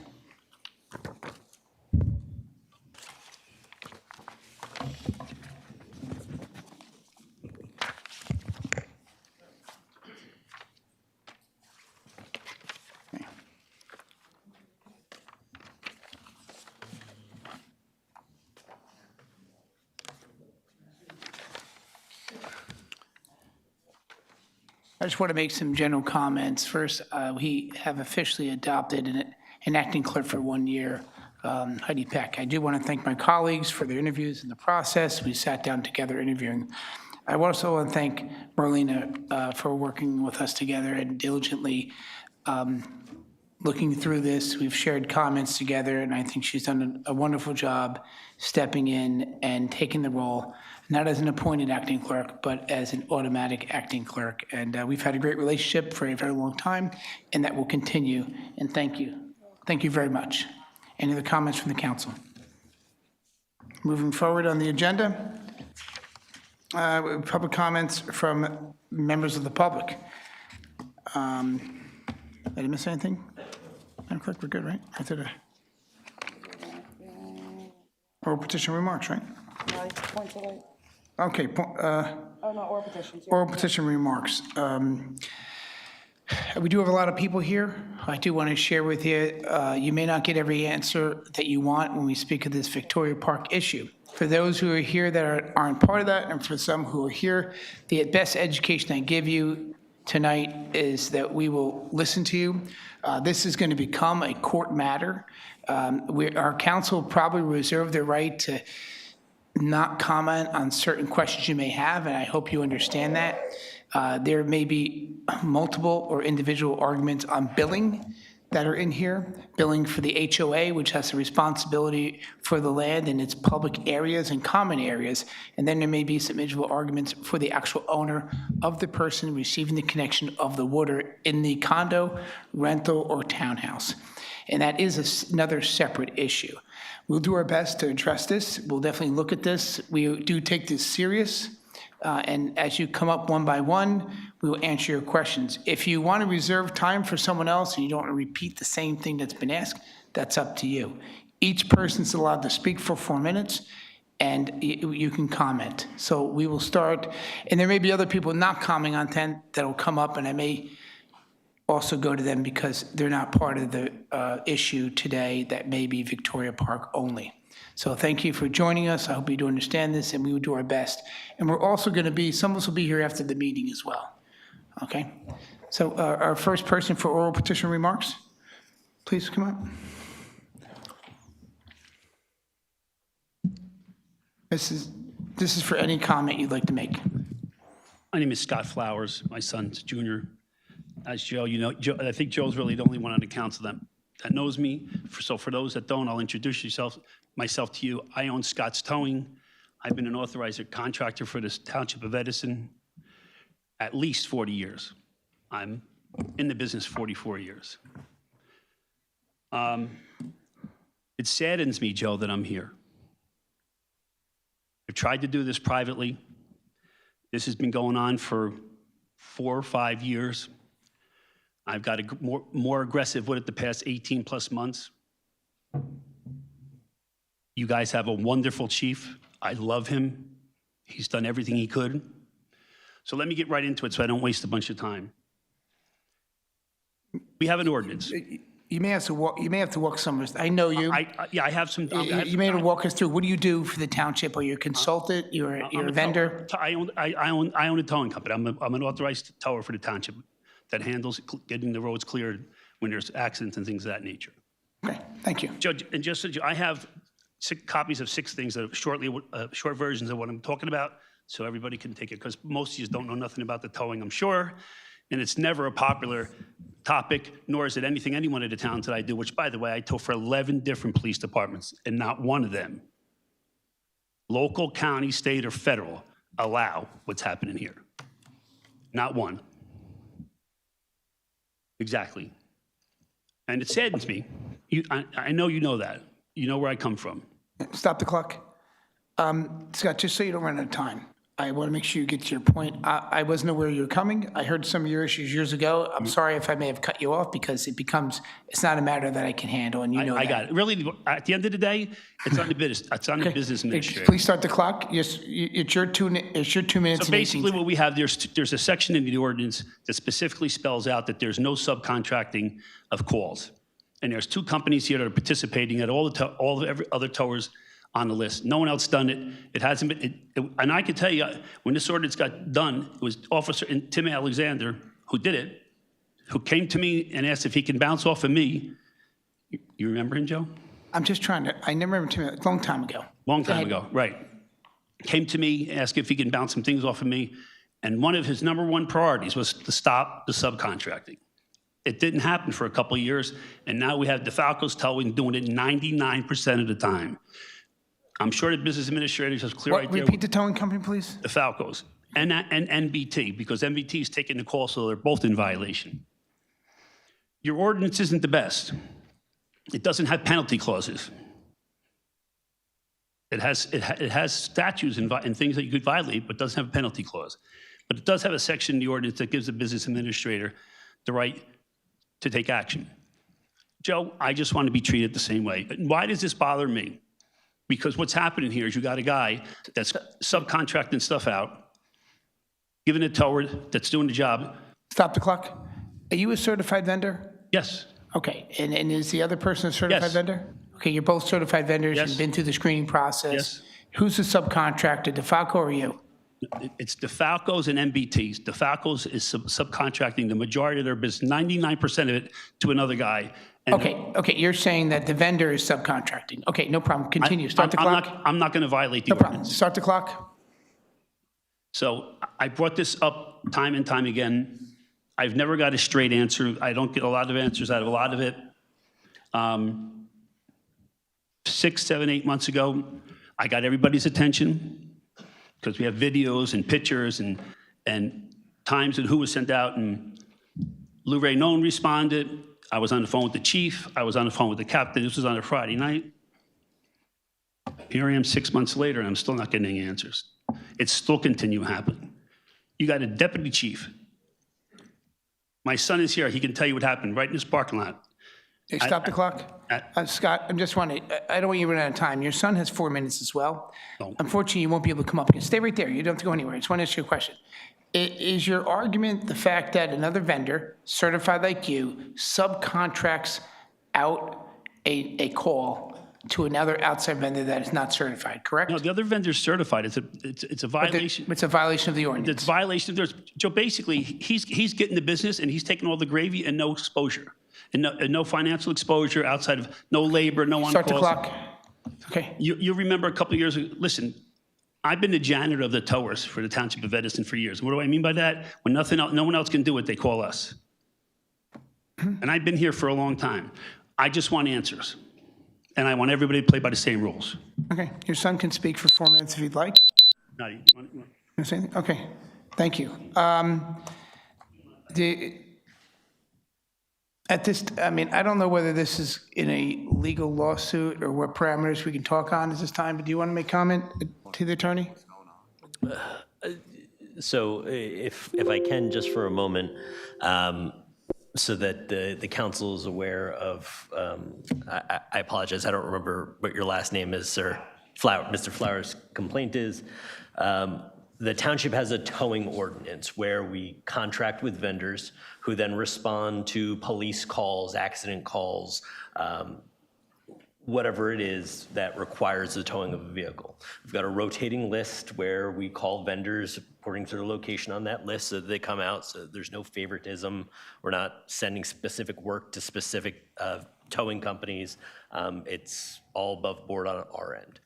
His complaint and his allegation is that there is at least one particular vendor on that list. It sounds like perhaps he has a second vendor on that list as well that he believes is doing this, who is on the list, but instead of responding to the calls, subcontracts the work out so that they're effectively getting paid to do nothing other than dispatch someone else's company to the location for the tow, which is specifically prohibited by the ordinance. That is his complaint. I will say that it's probably not a great idea for council to comment to any great extent on what appears to be a dispute between particular vendors. Asking questions, perfectly fine, but taking a position one way or another against existing vendors without full context or without all of the information could potentially lead to worrisome litigation, contract violations, allegations of favoritism or of inappropriate behavior. So while I want the council to be aware of this, and certainly I want Mr. Flowers to be able to explain anything that he needs to explain to you, if you have questions for him, I do want to caution you against taking a position without full context. Council President, can I ask a question for our attorney? Your question is to? For our attorney. Okay, sure. I understand, I believe, the dispute. I agree with our ordinance wholeheartedly, because what I don't want to have is I don't want to have any regular person to be able to get a government contract and then to send unlicensed, uninsured subcontractors in to do the work. But to me, this looks like a real simple thing for your law firm. We have the ordinance, right? And you say in the ordinance that every vehicle that comes to do the tow needs to be listed with the township with their license plate, their insurance, show that they're fully insured. I'm sure that's one of the qualifications that have to happen. If somebody comes and they're not part of that company, they're not insured by that company, then they will be terminated within 4 days, because that's what it takes our water department to fix a problem. So it's a simple thing, I think, a simple fix. There are simple fixes, but not necessarily simple situations. Aaron Renone has actually been dealing with this. He's been dealing directly with it. He has a little bit more background on it. I'm read into the situation, and as I said, the dispute can be explained very simply, but it's not necessarily as easy as we know someone is doing something specific and we can punish them under the ordinance and cancel their contract. Well, you can if they're not, if they're not. If. Right, the if. But the if is just really so simple. You have car insurance, correct? We all have car insurance. When I ask for my car insurance policy, it lists every vehicle that's insured by me. With a business, they have car insurance, especially a towing company, right? Every vehicle is listed there. They have license plate numbers. So it really is really simple. And then when the car gets towed, we have police officers. They're on that duty, right? They're there, and they mark down the plate of the vehicle that's being towed and the plate of the tow vehicle. Now, if somebody's swapping plates or something like that, then it does get complicated. But otherwise, I'm saying, this is like that keep it simple, stupid thing. Just modify the ordinance that little bit. And I think I'm we're not saying done. that you're wrong. I'm just saying that there is, it's been being addressed, and it's been being worked on to make sure that there aren't any unintended consequences of what appears to be a simple solution. So when do you think we'd have that resolution? I'll have to talk to Aaron tomorrow to see where we're at on it. All right, discussion item for next meeting. I have a question. I still don't, maybe I get it, maybe I don't. So if me and Kelly Kento's towing, Dima towing, and we're both authorized to tow for Edison Township, and there's an accident, and they call Dima Towing, but a truck shows up that says Brescher's Towing on it. Is that the situation we have here? Allegedly. Yeah, that's the So, allegation. and if Dima's towing wasn't available, you would now call Kentos' towing, but you didn't call, Brescher got the business, and, he's got a beach, and I don't got And nothing. he kept 75% of the fee and gave the other guy. So that's the situation we have here? Well, that's The allegation. That's the allegation. Okay, fair enough. I get it. I apologize, Scott. We tell it to everybody. I give you one warning. I'll give you a second warning. The third one, I'm sorry. We do it to everybody. Joyce, would you tell him? Okay? And that wasn't me. I would have never tossed out a former council president. Okay, I think it's fair that we'll send a letter to the administration requesting to relook at this. Fair enough, council? And we'll get some answers. I can understand half the play. What I'm worried about, I don't want to comment on because I don't want to get involved in any lawsuit. Listen, I see where you're at, and your public comment is over. You can definitely walk over there, and we can move it over to, May, would you please, clerk, would you direct her to come around? Okay, so can we move to our next speaker? All right, you spoke already. I just want to make sure I move around the table here. I understand that, sir. It's wonderful, but sir, it's wonderful. There's 65 people here. We're going to move it around. You're going to move it around. Thank you. All right. Is there any other one that'd like to speak for first-time speakers that have been here that want to talk? Okay. Front row yellow, right there. Ma'am, would you please come up? This is going to be fairly simple. I just Listen, we're going to, thank you. We're going to have to bring this.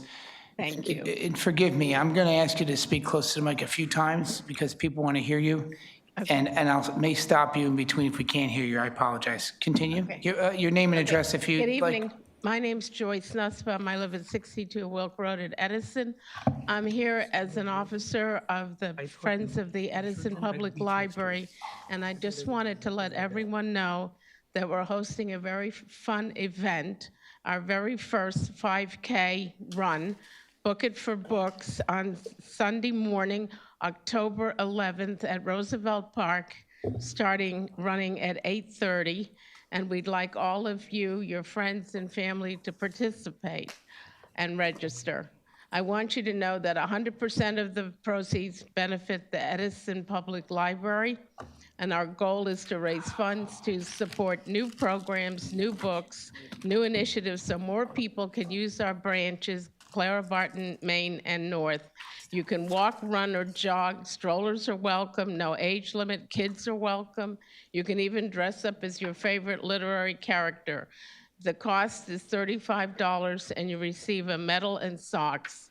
The top 3 winners will get to engrave their choice of words into bricks in a pathway at the North Edison Library. You can sign up at www.fotepl.org. That's Friends of the Edison Public Library. And the date again is October 11th. Book it for books at Roosevelt Park. Come out and have a good time and support the Edison Public Library. Thank you. Thank you for doing that. Sir, the gentleman in the front row, blue shirt, please come up.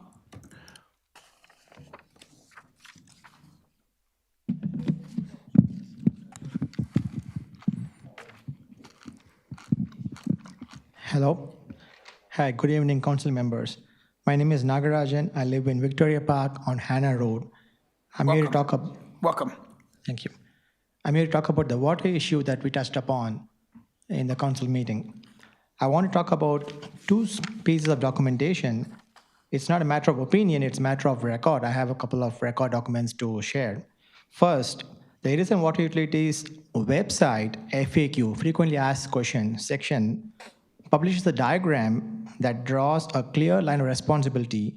It states that the company service line, the key point is company service line, is owned and maintained by the utility. It runs from the water main to the curb stop. The customer service line, the key point is customer service line, is owned and maintained by the homeowner. It runs from the curb stop to the building. The leak in question on row 67 is on the utility side of the line, meaning it's on the company service line, which clearly states that. Second, it's not just the website on the Edison Utility public website. It's written in the Municipal Code Ordinance, Section 27 to 115, maintenance and cost of portion of service lines, which clearly states, Part A, all water service lines between the water main and the curb stop shall be maintained by the water and sewer utility. Part B does have an exception, but only for service line exceeding 2 inches in diameter or 5 service lines where the homeowner becomes responsible. The exception as in Part B doesn't apply here because by the township's own code, this repair belongs to the utility. What we have over here in township, in our Edison utility, in our building 67, the diameter of the pipe is 1 inch or 3/4 of an inch, which is much lesser than the 2 inches diameter for Part B exception. So which means we fall under Part A, where the township should cover the water utility line. And also, this is not a new situation. As we discussed some time back, in 2023 and 2025, the township identified damaged pipelines and repaired it as a public infrastructure at no cost to the residents back then, which was normal operation. But later, there was a reverse in course, and the homeowners were billed for the work that was authorized and performed. So I have to ask directly, what changed? The pipe size did not change. The ownership did not change. The municipal code did not change. The only thing that changed is the township's willingness to honor its own documented policy, and that should concern every resident in this room, not just those dealing with the issue right now. So I'm asking the council member for 2 things.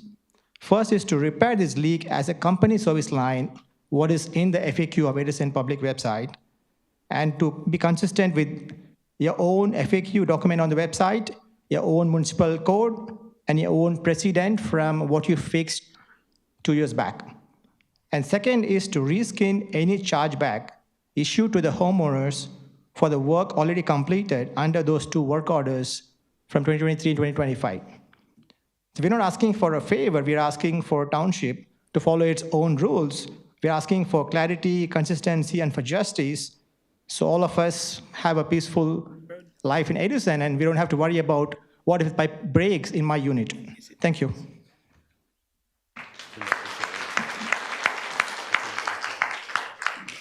Thank you. Thank you. Okay, we're going to move to the next speaker.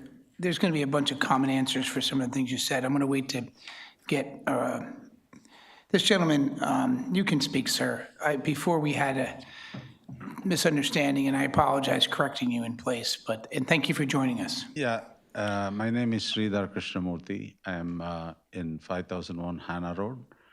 I've handled this issue right from 23. I've been arguing this case. We have done a lot of research on this, and I've been coordinating right from 23 with many of the council members and writing letters and providing all the proof and all that. So let me start here. Actually, the ordinance you're talking about makes absolutely no distinction between the public and private roads. If you really look at it, law is very clear, it is well documented, and your responsibility to maintain these pipelines up to the curb stop is published on your own, in the sense, Edison's utility website, along with a clear diagram. Even the townships or GIS map, if you look at it, it clearly establishes that all these pipelines are owned by township. Anybody can go to that website. I can even provide you the printout of all those diagrams. You have taken the screenshots. Clearly says that right up to my curb wall, everything is owned by the township. Over 40 years. Stop the clock, please. Yeah. Sorry, and I'm sorry I want to interrupt. I just want to get clarification from you. When you're saying that it goes up to your curb stop, are you saying to your condominium, or you're saying to the exterior area of the boundary of your property, of the condominium There is complex? no property. This is, every home is a fee simple individual home, and the entire common area, the Hana Road, is owned by 3 communities. If you see, there is a Chesterfield, Oxford Arms, and this. Nobody owns it. It's basically shared by everyone. Easement is given to all the 3 communities, and within our area of that geography, our association takes care of the complete maintenance of the subsurface, that is lawn, snow removal, and curbs, and those kind of things. Nothing more than that. Right from 1984, bylaws, your maps, everything clearly says that. And for 40 years, I can show the complete history right from the Edison Water was handling, township was handling, and then when it was given to the American Water, then how it changed, all those documents we have, which clearly says that this had been a property of township. There are records where even township was doing the asphalt after doing the repairs in 1994. So there are clear-cut evidences available, and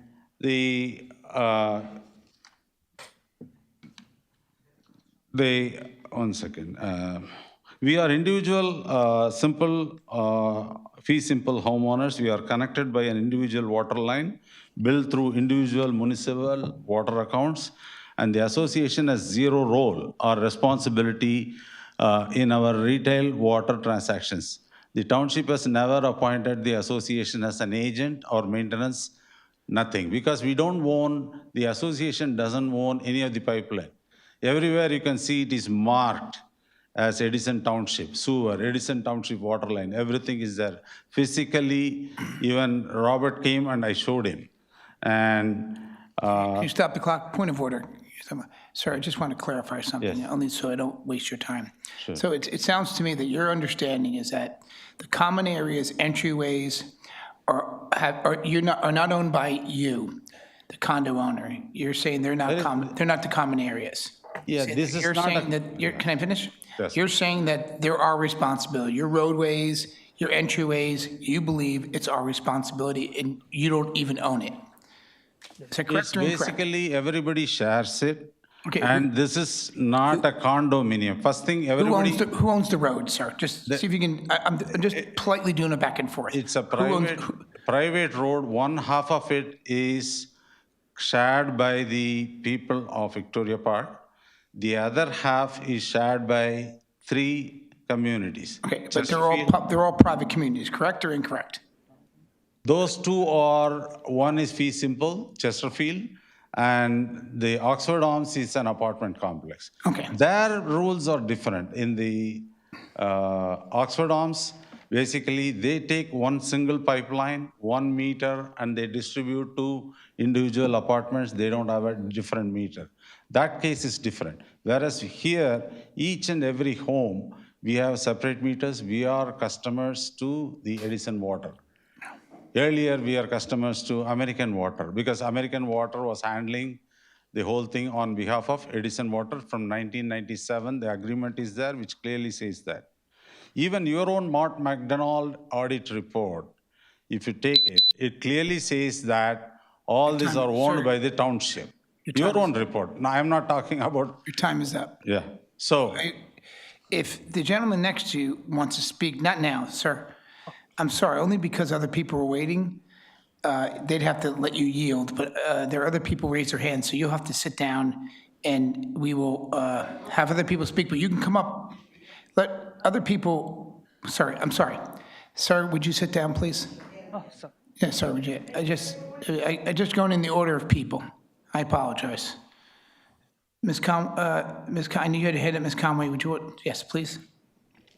I'll get to everyone. I apologize, but this is kind of an order of who put their hand up first.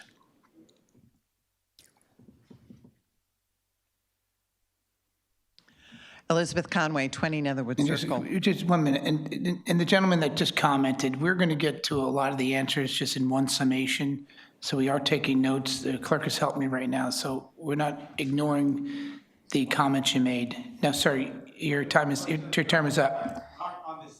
I'm going to give you your last warning. I apologize, but this is not an interruption, and this is not a back and forth. We just haven't, and I'll give it to you as peace. Everybody in here knows this process. You're new to it, not a problem. It's not that I won't have to ask you to leave, but I don't want to do that. It's just for us to understand everyone individually. We can't have anybody speak. This is the speaker right now, and we'll give her the respect to speak and not be interrupted. You have the floor. Welcome. Thank you. Number one, back in July, there was a number of rainstorms and thunderstorms, and many people lost branches and trees at the time. And when I came home, if you go down different roads, there's piles and piles of branches out in the gutter, which is not usually something that you see. And I was wondering if there was some kind of announcement that people could put their branches out in the gutter, and the township was planning on picking them up. I know other towns had done it, so I was just wondering if Edison was doing something like that, because the branches are still there, and now we're to the end of August, and it's getting kind of messy with the additional storms that are happening. That's my first question. My second question is regarding the Edison utility. I don't have the Edison utility. I have Middlesex Water. And I pay for water, which is a little expensive. But besides that, I have an extra codicil on my bill quarterly that covers anything from the main to the outside of my house. And I paid for that.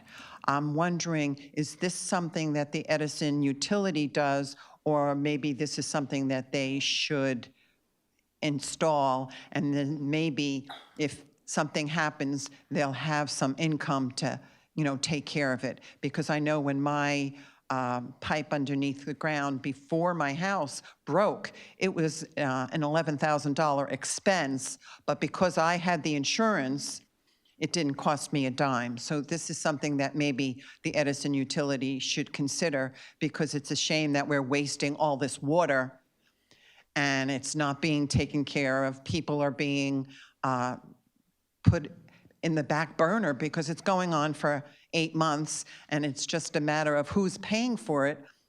But who's paying for all this water? And when it comes down to it, will the whole township wind up having to pay for it when it's only the one section of town that it needs to be repaired? So that's my second thing. Do they have, or can they get something along those lines? And my third one, I didn't think you guys could get any lower than what you did tonight. You should be ashamed of yourselves. Here we have a worker that puts her best foot forward constantly. There's never a time, and I've been here for probably before she was born, but ever since she's become a colleague of yours, she's always been there. She responds, she knows answers. And now you want her to train somebody because she didn't take a test? What kind of respect are you showing? And I thought, this is going to get split. I think there's actually some of you up there that have some kind of concern for the human being. But I guess not. Only one of you has thought about it. Everybody else, you're turning into bobbleheads. Is this such a political item that you have no say and Brescia just doesn't care? He's going to vote what he wants to anyway? And I'm sorry if I'm embarrassing you, Marlena, but you truly deserve to be told you are a worthy person. And how dare you do what you just did, regardless. You can have 2 seconds. Thank you.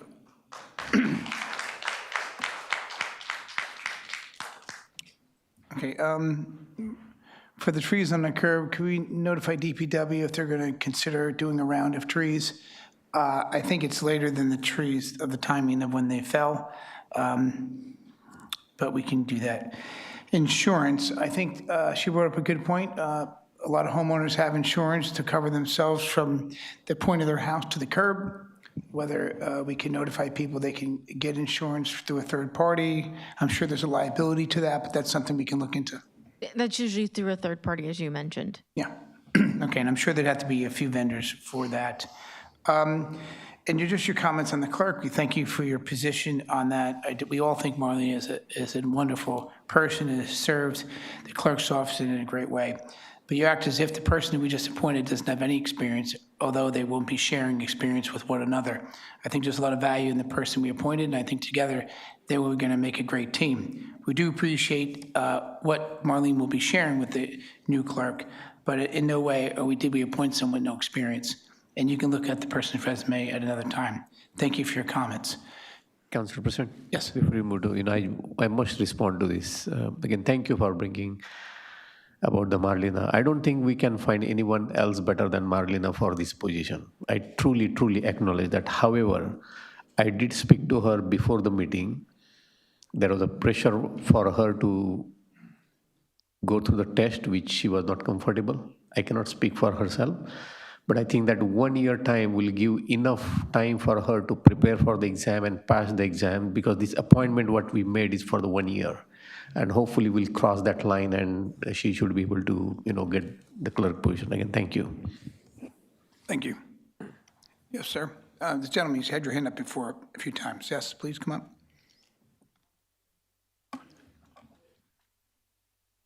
Good evening, council members. My name is Imtiaz Siamola, 85 Hannah Road, part of Victoria Court. Welcome. Thank you, sir. Before I go into my comment about the water issue, 2 other things I want to highlight, which I have highlighted in this meeting multiple times, and many members sitting on this council table have agreed with me and promised that something will be done. So number 1 is the intersection of Ethel Road and Talmadge, the left turn going from Ethel onto Talmadge.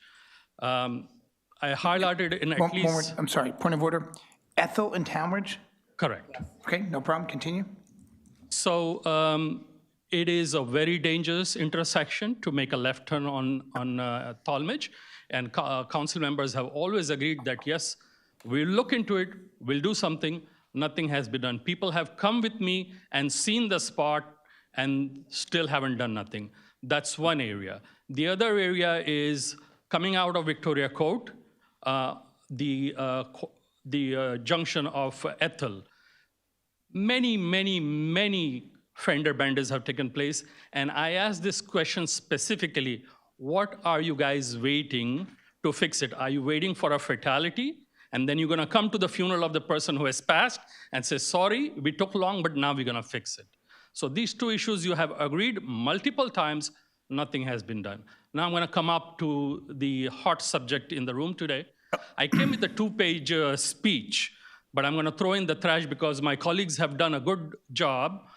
It was a data-driven speech. I don't need to bring that into context because, director came with a beautiful map with the red lines all across. I can bring a map from 10 years ago, 15 years ago, which is all green, okay? And I can probably bring it in a higher resolution because that was a crappy job that he had done. Coming to the question of the issue, I am truly disappointed the way the council looks at this situation. The comment that is being made is, oh, this is perhaps going to be a lawsuit. We're talking about people's lives here, right? We are in a sluggish economy. The advance of AI has impacted so many professionals that are in my community. Many have lost jobs. Many are on the verge of losing jobs. Instead of helping the community, instead of saying, okay, let's us review what the ordinance is, what the code is, how can we help you? You guys are talking about lawsuits, which is ridiculous. When you come to us in our community asking for our votes, you are not saying that we're going to uphold the ordinance. You're coming and telling us we're going to take care of your issues. We're going to help you when you have problems. And we entertain you with open hearts. We welcome you. But when you have the seat, you give us a treatment which is like a stepchild. Unacceptable, unprofessional. You guys need to do better.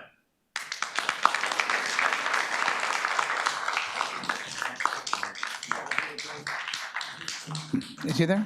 No. Listen, I appreciate your comments. In brief, I'm not aware of anybody who made a promise to enter into an agreement with you that we would take the responsibility to make repairs on private property. That's the issue at hand. I can't control. I'm just making comments. I'm not saying that this argument on my side is 100% correct. But the issue at hand is you live on private property from the side we sit on here. Whether someone else maintained it at a previous time that maintained our water system because they were selling water and they felt by taking care of a customer was a priority, that's something they may have done. Okay, with American Water, what the habits of other vendors may have been could have been different. But today, the argument at stake, and I don't mean that we want to go to court, we want to help you. But do the other residents, we have 100,000 people in Edison. Should they be paying for the private property repair? That's what is at hand here. And that's something that's going to be an argument. If the other 75,000 residents were in the room, they don't want to pay for the repairs on your private property. And that's just something that's at hand to argue. So, I mean, I'm not going to ignore the fact that each one of you, are disturbed over this. But, and HOA costs in different condominium complexes are very, very expensive. I don't know what you pay in your HOA, but if your HOA today is under $500, you're doing fantastic because HOAs across the town are $600, $700, $800 for the fees each month, just have an HOA. So, I mean, each member is going to look into this. Tonight is not the last night, the last swing at the plate at this. And we're not threatening in any way. We're just careful not to make comments on a billing issue if it's going to go to court. In normal circumstances, if you don't pay your sewer bill, we just file a tax lien and it happens. It's in the paper every week. So I'm doing my best. I'm not being ignorant, but this is the issue at hand. Do we enter private property that's commonly your property owned by deed to make repairs? That's going to be the issue at hand, and we'll look at the ordinance seriously among the council. So let me go to some other comments, and I'm going to be here after tonight. Council President, Council President. I must respond because I know, Mr. Imtiaz has been here for multiple times, especially for the first two issues he brought up. I took those issues. I skipped them. Please, Council, yes. go ahead. Ethel Road, Townbridge, Yes. and the traffic light in And Victoria. this was brought to the attention of administration multiple times. This is not one time, twice. When I take the issue, I bring that up at least 10 times before I give up.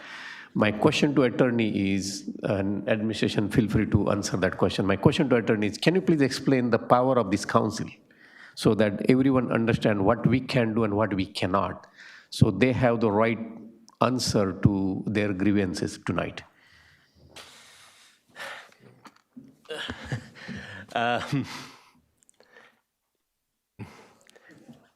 To directly address their issue, right? The power of the council here is limited to the legislative power. You have the power to control the flow of funds, the expenditure of funds, by permitting the administration and the executive function of the government to spend that money.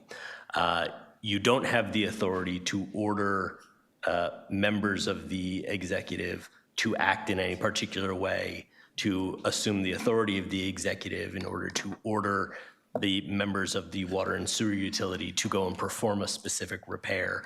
That is not a direct power that this council has. You do have the ability to provide the public with a public forum in which to let the council know about their grievances, do have the ability to speak to the administration about those grievances, bring them to their attention, to create policies that help further the administration's, either the administration's agenda or to encourage the administration to act in certain ways that would be beneficial for the township and or the public. Thank you. But you don't have the direct authority to tell the water and sewer utility, you have to go out there and make this repair. Absolutely, and thank you. Again, this is the council can only recommend certain things to the administration. It's up to them to execute those.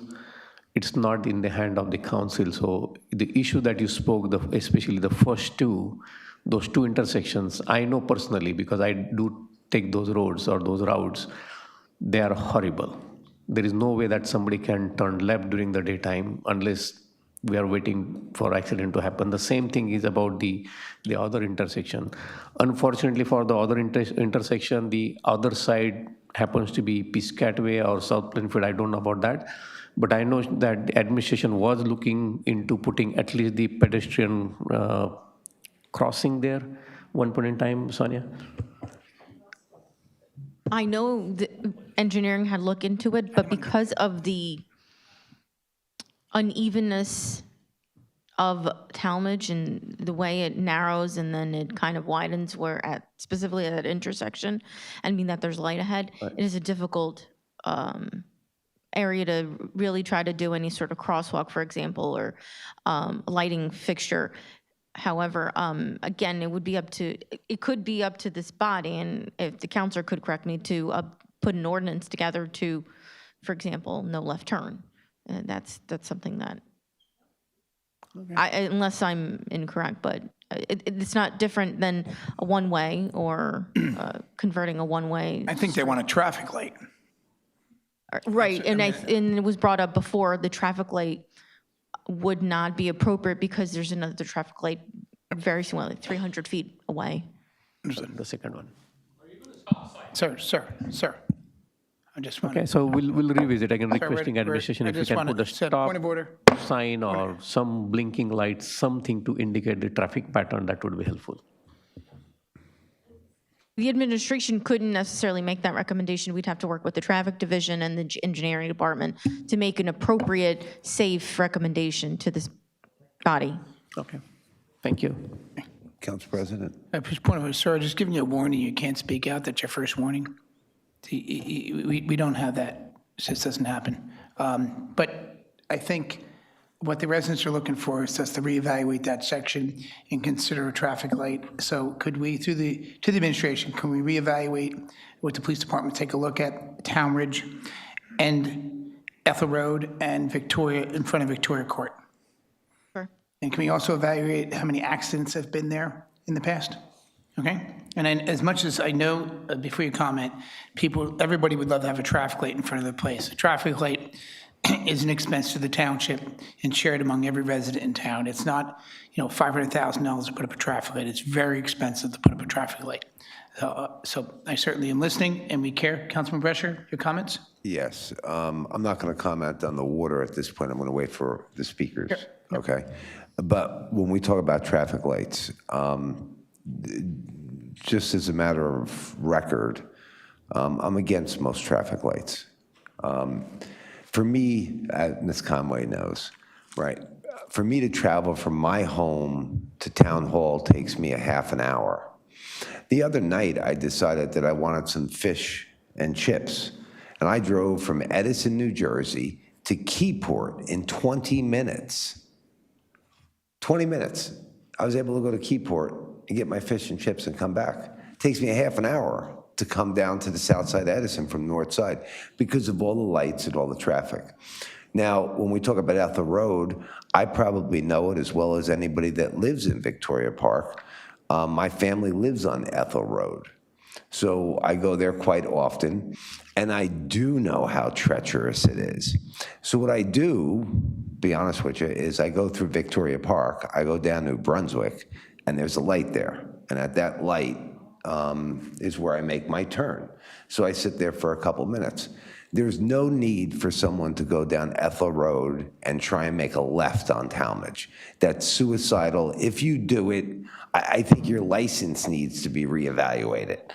So I don't think you need a traffic light there. I think people just have to be aware that really New Brunswick Road has the light there, and it's for you to have a safe travel in and out. And like I said, my brother-in-law lives, and sister-in-law, they live like right across the street from most of you. So I'm there. You'll see my pickup truck over there. But that's where I am on traffic lights anyway. Thank you, Council President. Thank you. Any other council comments that we have? Okay. Moving forward, any members of the public? I'm just going to move to Octor. I'm just moving around. There are people that speak on other subjects. I'm just going to move it around. I just have a funny feeling that it'll be, we just have to move out the comments. Okay, welcome. Thanks. Akhtar Nasser, Pleasant Avenue. Marlena, good luck on the test. Hopefully we'll see you as one of the lead clerks. The people in the audience here, there's just one, in case the camera's not panning, there's 60 people here that are talking about their water issue. Hopefully that will be figured out. I'm sure that you guys have to work on something because there's other HOAs that are gonna have the same issues. So whatever ordinance or whatever you gotta do. So it doesn't have to go to, a lawsuit or something. Maybe there's a way to remedy this outside of that. In respect to combined meetings, I've said that multiple times, it becomes an issue where you don't have as much time each week. But in this case here, I'm glad that for the Friends of the Library, the treasurer was able to come here. My wife, who's the president of the Friends of the Library, wanted to come. She would have been able to come if it was on Monday, but unfortunately she had things on Wednesday. So it causes a problem where the people that want to speak can't speak. So that's another issue that I want to bring up there. So what I'm going to do is I'm going to transition, well, actually, before I transition, last time I came here, I was talking about Amboy Avenue and what's happening with the sidewalk and the engineer to our BA. I didn't get a chance to see an email. I'm not sure if that's something that's going to be coming a little bit later on. You can speak on that. I don't have time all the time on my computer to email back and forth. I have so many hats that I'm wearing lately. But now transitioning. So the reason that I left was because the treasurer had shirts to give me. This is for the Friends of the Library. I'm a member, so I'm going to be speaking and also talking about the 5K that's there. I'm kind of going to repeat a lot of things that she said, but I'm going to maybe try to be a little bit more animated. So it is Sunday, October 11 at Roosevelt Park. You can walk, you can run, you can jog, you can crawl. If it's going to be a rain day, you can swim. And for our guy that's smiling right there, I got something for you too, Councilman Kentos. I saw a picture of you being all shredded. You can even piggyback on Councilman Kentos if you need to, if he agrees to, that is. It's open to all ages. There are medals awarded to everyone. You can register at FOTEPL.org. That stands for the Friends of the Edison Public Library. And again, as was said, it supports the library to do initiatives within the library for the community. Thank you. Thank you. You have 1 minute and 40 seconds left. Thank you. Amboy Ave sidewalks, his question, Akhtar, you want to come back to the microphone? I just want to clarify your question. You still have 1 minute and 20 seconds. Can you walk me through the question you had? Was it the pre-existing order?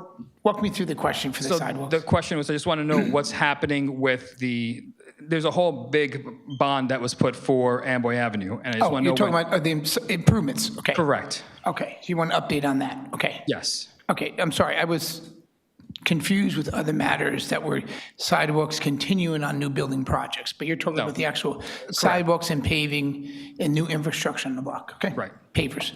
And then just one thing came to me, if we can bring up the public advocate, because I feel like that would also, you're not going to talk about it, I'm sure, but that is something that we're interested in still having that discussion, whatever it is. And one other thing that I just thought of. Let's make it clear, you're having that discussion, I'm not. Fine, being with fair. the council. I mean, I'm Yeah, not I supporting it, understand. so I'm just being fair. And then the other thing was the redevelopment agency. I feel like that was one of the reasons I came here to talk about the other thing that was removed, the R117 or whatever that number was. If we had a redevelopment agency that actually had more than one member, that might be helpful. Okay. Okay, good. Yes, first.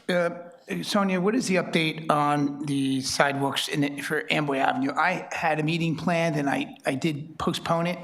Can you tell me you're reaching towards some breaking ground? Well, that has not yet been bidded out, so the meeting with you, we should reschedule. Okay. But it's just to work out the details before we put the bid out. Okay, good. And, okay, and as far as the Economic Development Committee that you discussed, I think we're breaking closer to hiring someone for economic development. So we've come close, and I think that may be happening shortly, which is the first step, hiring an economic developer, person for economic development. But I agree with you. I will look into with the attorney if the next step would be a redevelopment agency or how to activate that agency at another time. But right now, the first step is we have yet to have someone in the economic development spot. So that looks like it's being fulfilled shortly. Thank you. I hope I was helpful. Thank you. Moving to the next speaker, the gentleman that came up with his father, I'm sorry, in the back, you didn't get a chance to finish? I apologize. And if you want to finish where your father left off, or your I'm sorry, I'm not saying it was your father, your neighbor, whoever you're with. Can you hear me? Sure.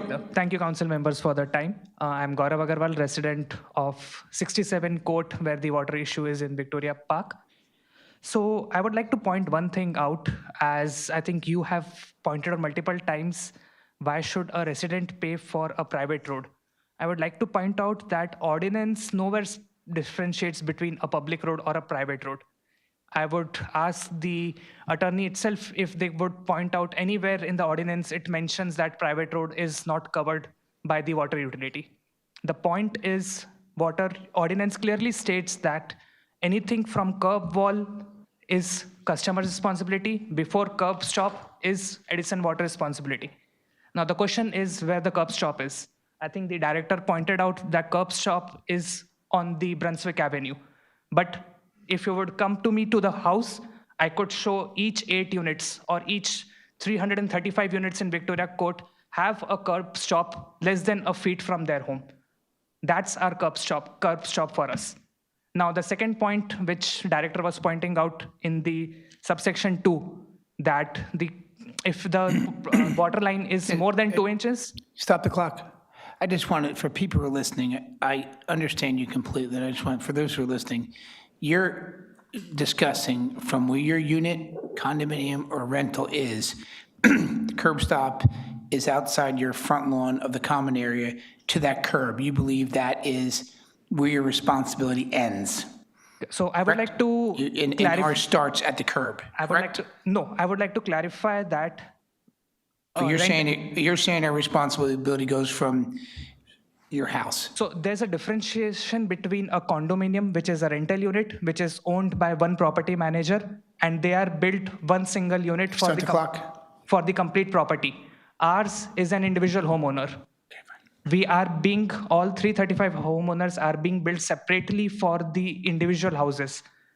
Each curb stop is besides the house.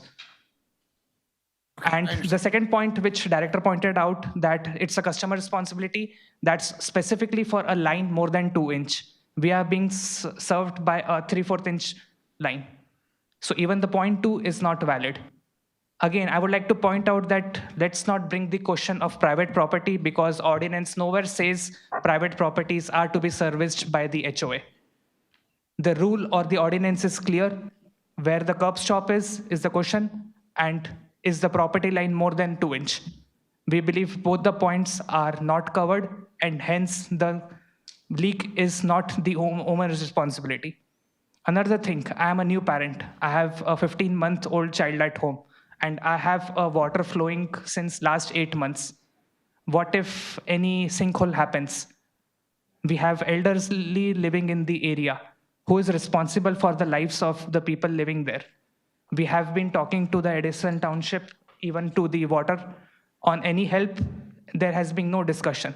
If Township believes that it is owner's responsibility, we would appreciate someone coming and talking to us, explaining these things, talking up, so that we don't have to lawyer up and fight in courts. We don't have to go to council. That's my take. And I think if we have to go to the courts for every discussion, then I don't believe in what sort of system we are living in. Thank you. Thank you. I'm going to hold my other comments to the end because we're circling in the same comments. Joy, I'm sorry, just going to rotate to other residents that have other issues. Joyce Ship, please. And we will get to everybody who would prefer to speak. All right. Joy Ship, Edison, New Jersey. Welcome. Just to be fair, we've hired people who did not have their license before we hired them before. I know the names of them, but I would never talk personnel because you're not supposed to do that. But we have hired people who did not have their license. Some of them, I don't even know if they have their license now. That wasn't done back and forth.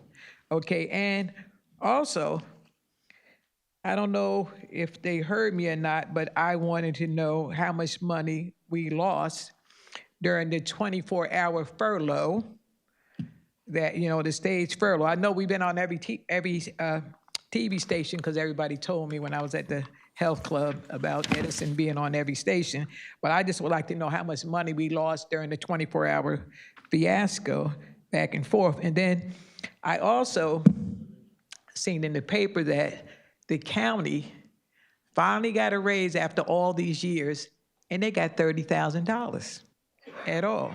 So then I looked at the council that we have here, and I think maybe we have two meetings a month now. Not even that many, but this council didn't attach themselves to the mayor when he got his big raise. So then the council now, they sit here without a raise, and the mayor gets a private driveway, and you don't even get a private staircase. So, I don't understand what's going on with the money like everybody's saying now.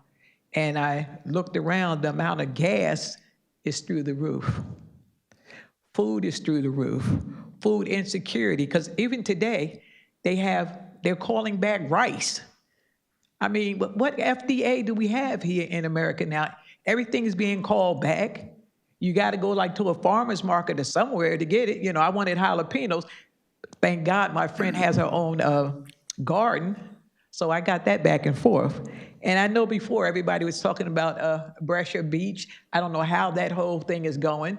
But then I was down at the Coyle Garden. I was at the Coyle Garden. So we got Brescia Beach, we got Coyle Garden down there, And I was just looking around saying, when we going to have events there? We paying $2,500 a month. I need to see something at Coyle Garden. I mean, the flower, everything there looks nice, but if I don't want to pay that much money to go look at some flowers, that's a bit much for me at all. But I'm just saying that with the money and with the direction that we're going, it's a lot of problems, and I understand everybody wants to give everybody a raise, and I know that everybody came to push a big budget on us senior citizens, all right? They pushed the big budget. I mean, the room is packed when everybody want extra money, all right? And everybody approves everything. So I'm just saying, whether you have the paperwork or not, hey, we push through things that we want to push through is all I'm saying. Have a good evening. Thank you, Joyce. To the BA, we had a question on, was there any loss of money during the furlough from our employees? No. Okay. And just to answer the question, I accept the Coyle Garden opportunity on Amboy Avenue, but it's certainly not my garden. But the Stewart's location, through volunteers, did something amazing over there. However, the township has not yet engaged in finalizing a lease. So today, there's no cost to the township for that property at all. And the prior nonprofit is still maintaining it month to month for free, just to keep it nice. So what you're seeing there is being done through volunteers and their own fundraising. So no cost to the township. When they're going to open at the garden, who knows? But it looks pretty. If you haven't seen it yet, it came out really nice. I'm surprised you haven't seen it, Mr. Kentos. You probably just don't want to brag about the great work that's been done on the block because you own your own garden, as we saw on Facebook. And the seniors, it's to Sonia. Are the seniors being taxed, or is there a senior freeze on their taxes? I'm confused. Ms. Shipp brought up that seniors are being taxed. I thought we have a senior freeze on the taxes for them. Correct. Yes? There is a program. Okay. So at this time, seniors, our tax that was passed recently is not affecting seniors because they have a senior freeze. I can't wait to be a senior. Next. Council President, Yes. that senior freeze doesn't come from the township, that comes from the state, right? And the state, from Joyce? Right, from what I heard was that the state was cutting it. Now, you got to understand, I'm not entitled to a freeze yet. I am waiting, though. But didn't they just cut, or they raised the income level, I think is what they did. They've done a couple of things with their programming for reimbursements, like tax reimbursements, but the senior freeze, nothing's been done, to change it on the state level, so it's still operating as usual. Okay. All right. Thank you. Okay. All right. Well, Joyce says they cut it, so we have to have a separate cut.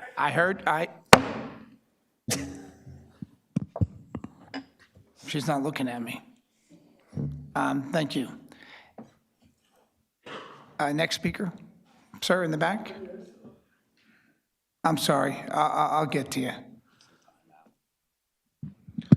Can you guys hear me? Welcome. Thank you. Good evening, council members. Victoria Park resident 5402. The challenge I have is I am one of the residents that received $17,000 bill.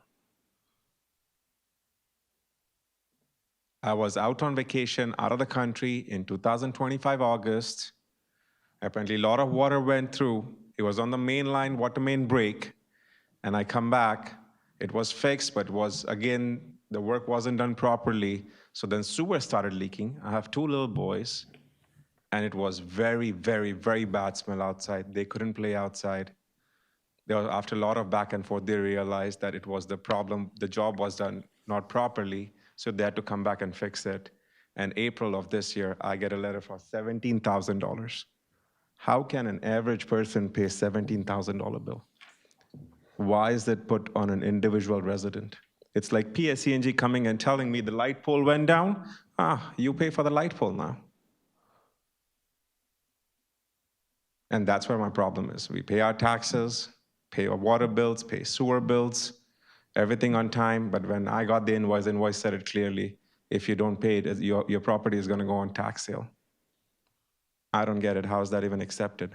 I don't know what to do, and I have two little kids, and like the gentleman said, the AI is taking away jobs, government is charging us money, I don't know why am I paying for the contractors doing the work that they're supposed to do anyway. And that's the only point I want to make, that there's $17,000, there's no chump change, not everybody. I don't know who carries $17,000 extra just to pay bills like this. Not me for sure. And if somebody does, tell me what you do, because clearly what I'm doing is not working. Right? Thank you. Thank you.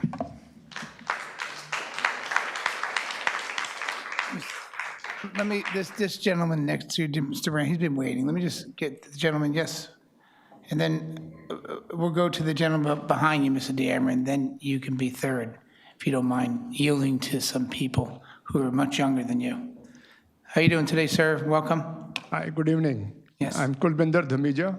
Yes. 10 Surges Road.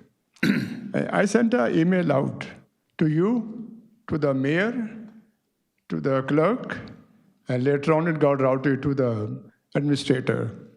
And I brought up a point last time towards the end. That is to honor the military personnel who serve. I requested for this point to be on the agenda this time. It's not. That shows me one thing. You people don't respect the military people. If that is true. Point of order, sir. It's not true. You know it's Okay, not true. good, So you good. shouldn't make that statement. Good. I returned your, it's just point of order, stop the clock. Okay, please, please. I did speak to you through email. We think it's a great idea. However, it would take some time. No, listen to me. Okay, it's okay. You can talk later on. Continue. No, you can talk Start the later clock, on no after my problem. time is Thank you. up. Don't interfere when I'm talking, please. No problem, I will not. Please don't do it in future also. No problem. Let me speak, and then you talk whatever you want to talk. All time is yours. So you failed to respond to my email. And I went to the office in clerk's office. She sent an email out again to everybody, no response. And the point is not on the agenda, which is very shameful to the people involved. Military people should be respected. Why? That's why I'm here to tell. And I want to peel off the layer of ignorance on your eyes, on the council, township, mayor, administrator, residents, everybody who doesn't respect the military people. By looking at the clock will not go faster. It will go normal, second by second. Okay, now let me say my views, what military is doing for the country. What military is doing, they are deployed in 80 countries in the world to control those countries, help them out. We call it help. And they control the resources of the countries also. And we are paying for the petrol, we call it gas here, $4, and we are thinking it's too high. Go to Western Europe, they pay $8. That's the cost of petrol in the world. And that is cheap because the American companies, Mobil, Chevron, ConocoPhillips, Halliburton, all these guys, they have rights to go to these countries, to African countries, to the South American countries, and they extract oil. I can tell you about Syria, Iraq. These companies take out oil, the money comes to the treasury, and the money is routed back to the countries. Same way with minerals. A lot of these American companies, they are involved in mining in the Africa, South America, and a lot of money comes into the country. And then money is distributed, primarily money goes to the companies, and some of it goes to the country. So people in Edison, they also benefit from those people deployed foreign countries. And coming to their compensation, I don't know if anybody has an idea how much salary they get. Their salary is $25,000 to $30,000 a year, not a month, which some of you get paid here in this township, which is very sad. It is shameful on the federal government, I would say. And almost 25% of the folks, of the military personnel, they are on food stamps because their salary qualifies them to apply for food stamp, which is again a shame. People who are doing so much for the country, they are not being paid adequately. And the benefit they bring is in trillions of dollars to the country. So show respect to the military personnel and be nice to their families who are left behind. When the people get deployed, look after their families. Thank you. Thank you for your time. I just briefly just wanted to comment. First, I think the idea of recognizing veterans that are deployed is a great idea. I don't think just a council member here would disagree. But just to answer your question for the comments you made that are false. You said you sent an email and on a Sunday. We did, we saw it, we responded to on Monday, and on Monday you responded back. So unless you not control your email, we did respond back to you explaining that we're going to do a thorough search of this idea and we're going to act on it on another day. So we did respond. Thank you for your comments. As far as those who are deployed and what it cost and how they're paid, it's not under our jurisdiction. I think every member of this council would believe anybody in the military should be paid adequately from the federal government, but that's not our jurisdiction. And we're sorry they don't get paid more. Thank you. Our next speaker? I think this gentleman was waiting. I didn't get to this gentleman, I apologize. His hand was up first. In the blue, please. Then Mr. Deamron, who's been patiently waiting, will be second, and I'll go to you third, sir. My name is Aksit Patel from Hannah Road, 5404 Hannah Road. Welcome. Good evening, councilmen and women. I just want to stay away. I just want to point out the most important fire hazard situation we have in our community. Since Edison Water took over the supply of water, the fire hydrants has not been serviced or flushed out since they came over. Edison Water used to do it every year annually.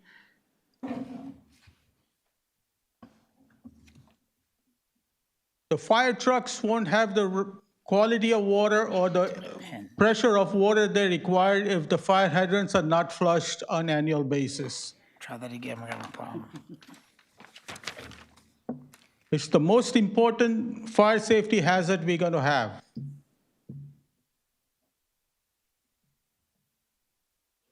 So I wish the council members will consider this and tell the Edison Water Utility people to take care of this situation. Thank you. Thank you for your comments. Mr. Deamron, next speaker. Thank you, Council President. Just listening to everybody, obviously I don't have all the facts, but I mentioned this several months ago, the need, I thought, to have a separate board, a municipal utility board, that something like this, because they could go to a board that's made up of council members, you just have your own, they'll have an attorney. This is why you need a board, I believe, like that. I don't know if this could happen, but other towns do it. Towns smaller sizes than ours, we handle our own water. Could be, obviously sewer would be involved, infrastructure as well, whatever you want to put on this board. But this is why you need a board like this, because seems like there's no answers here. I don't know what the conclusion is going to be, if there is going to be one. And I'm not pointing blame any which way. I just don't know. But you mentioned that private property. It is a private complex. I get that, but there's other ones in town. There's never work done on these inside of these HOAs in town. There's never been work done over the last several years. The mayor lives in an HOA, I believe, in the North End. No work has ever been done. I mean, my point is this across the board? I know that for a fact, in the last administration, we went into a private HOA. They removed garbage from a storm. There was a lot of garbage from a big storm. They removed it. Now, I know it's a separate issue, but we've done it before, something like that. But again, I think this is a much bigger issue, that you have a separate board to handle this stuff. It will handle all of it, that people that have complaints like this can go. I'll digress on that now. The other thing I wanted to get to is, let's see here. My eyes are getting so bad, I can't even see. The mayor was, I saw that the mayor was at the zoning board or whatever, is getting something done to his house. That's fine. I have no issue with that. But then I read that he had to go to Carteret for something. Carteret Township had to approve something on that the mayor was seeking a variance of some sort or an application for something on his property. Is there a reason why he had to go to Carteret to get that done? And not I don't know why another town has input into our town. I don't care if it's the mayor or future council members. I don't know if that's state law or something like that. It is? Okay. It's a conflict, so that's why I would have to go to a separate municipality for that. Okay. Who decides? Do you know? Just real quick, if you don't mind. I was going to do all your questions at the end. Oh, okay. Yeah. I don't like another. You want to burn your time going back and forth? It's no problem. Okay. I just don't enjoy, I don't like another township having input into our town. So, you could agree or disagree with me. That's besides the point. But, they're not even on our borders. So I digress. One thing I did want to ask, in Dudash Park, can we see about getting the full paved, it's really, you guys did a really nice job over there, but the fence, some of the fencing's broke off. Also, can we pave the whole thing? There's like 3/4 of the walkway around the park is paved. A quarter of it isn't paved, and everybody just goes back and forth because they don't want to ride on the bad part of the walkway. So maybe we could pave that somehow, and because I actually go up there a lot, and what else I want to say? Yeah, the fence is broken up there too. So, and I'm running out of time, of course. Thank you, Council President. It's really white, huh? Is it? It's the shirt that's white. The first question, the utility authority, that's definitely something that the town can look into at another date, and that's something the council can look into. Who institutes and creates that is a question I don't have an answer for today, but certainly later. The Carteret question was answered. The township, when in conflict, it goes to an opposing township just to get an answer. That's the privilege that happens when there's a conflict. Dudash Park, Sonia, can we speak to DPW to look into any fences that are broken? And what opportunities we have to reassess paving around that area? Thank you. Any other questions or comments from members? Who was next? This gentleman in the corner, please come up.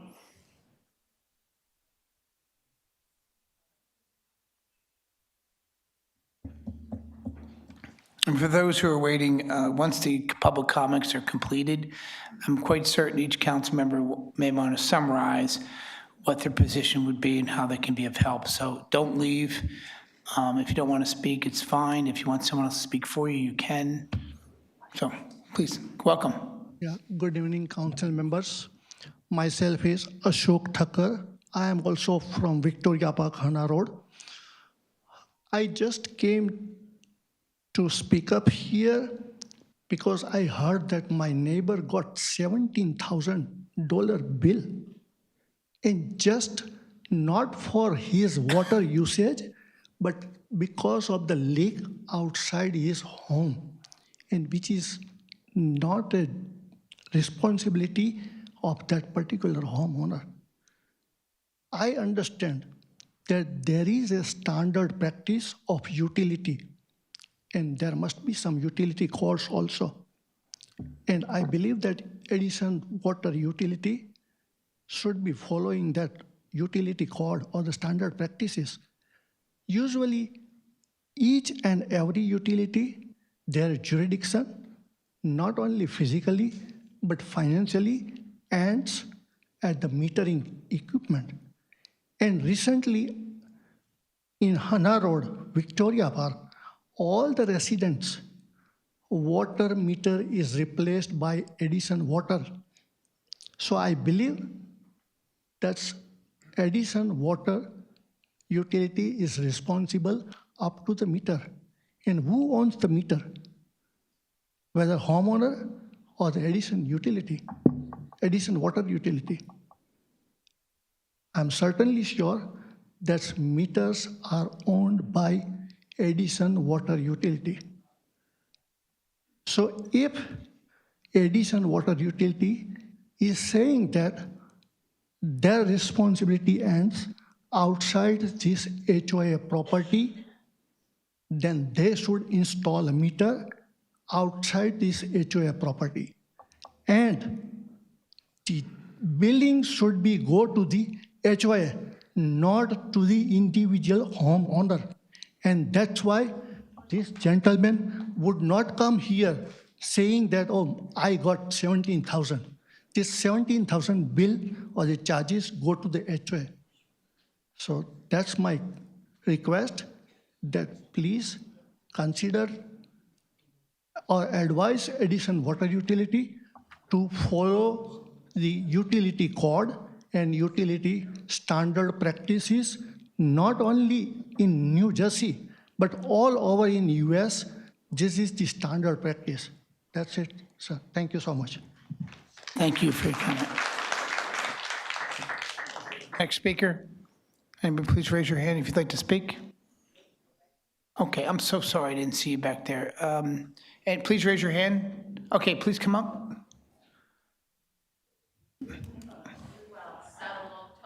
I'm sorry.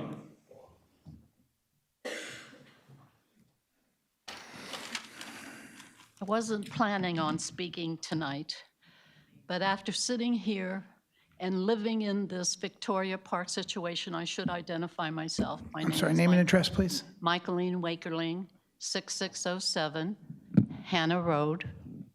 Your I name? have been in Victoria Park for 42 years. I have neighbors with me that have been in Victoria Park for 39 years and 43 years. Never, never in our lives, we moved in at young ages, have we ever seen such a dilemma. Yes, dilemmas can happen, but there are solutions. And when you have people that give you so much logic, so much fact, such as our gentleman right here, and many more, please listen. Isn't there a mediation group that can hear the Victoria Park people speak? Why do you have to go to a lawyer and spend all that money when money is such a crucial thing in today's people's budgets, whether you're a business, a township, or an HOA? Somebody has to have some reasonable common sense.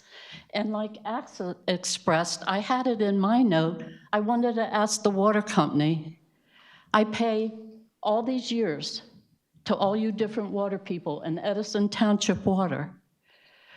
I sit petrified so often every night worrying about if there's a fire, is that fire hydrant located right outside my unit gonna help me or any of my neighbors? Do you come at a regular scheduled basis, or do you ask the HOA to hire a private firm to come in and take care of their fire hydrants? What do we get for our tax dollars, our sewer payments, our real estate payments? I'm sorry, I'm going to go on, but it's so upsetting. And I have to get you to that level of thinking. Imagine if this was any of you, our visitors who have come to visit us, and they have seen that water leakage at Building 67. The road was being absolutely deteriorated with holes, ruts, fears of sinkholes with school buses, heavy school buses coming in, heavier vehicles coming in, all kind of children on those school buses. Where is the logic? Please, I beg of you, get to the logical points. Get to a point of understanding. Think about it. Is there a way we can mediate this with the proper people? Victoria Park is begging for help, and we're not getting it.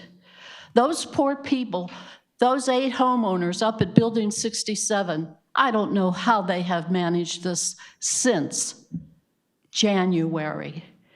We had a lady at our last HOA meeting begging our board, please get this fixed before, or at least by the end of October. The snow and ice is going to come. It is incredible that there hasn't been, and grateful, no accidents there as yet. The water is heavy. If you drive up and take a look at that, you'll see the first half of the beautiful flowers have been watered all year long. How? By that water leakage. Cars will come in, they'll drive a little slower because we homeowners know it's dangerous and there's water there, and that other side might be a little more weaker. The car behind us is beeping the horn. They have no idea what's going on there. Sorry, time is up. My time, sorry. I had more questions and maybe I can come back.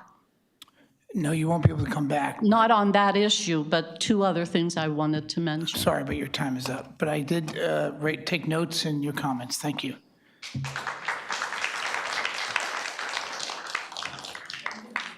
Okay, sir, you have not spoken, please.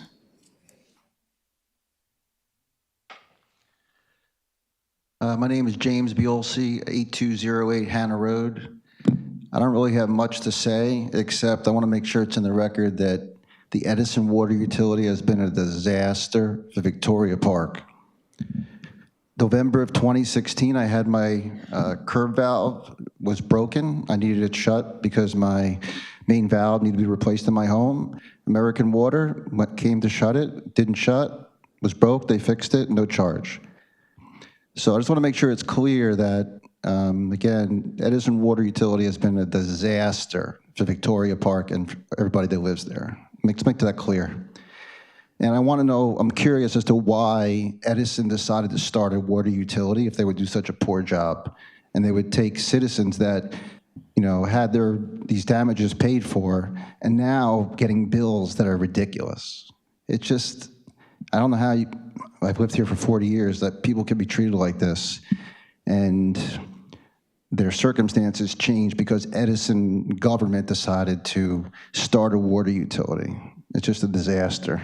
Thank you.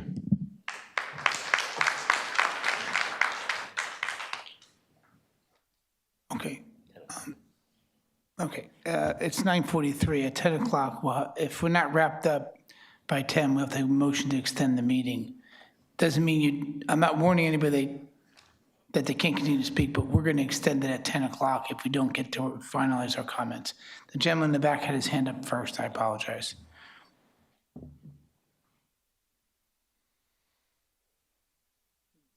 Hi, this is Nishant from Victoria Park again, 65 Lane.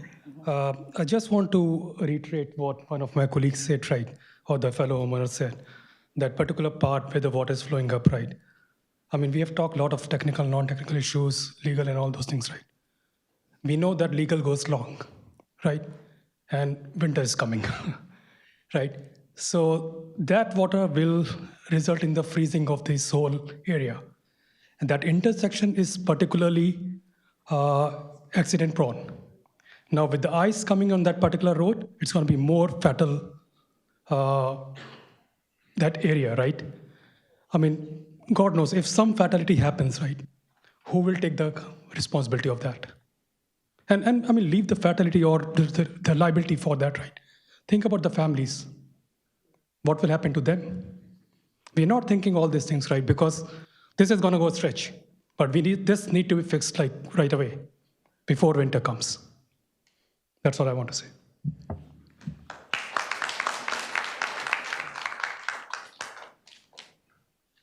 Any other speakers that we had?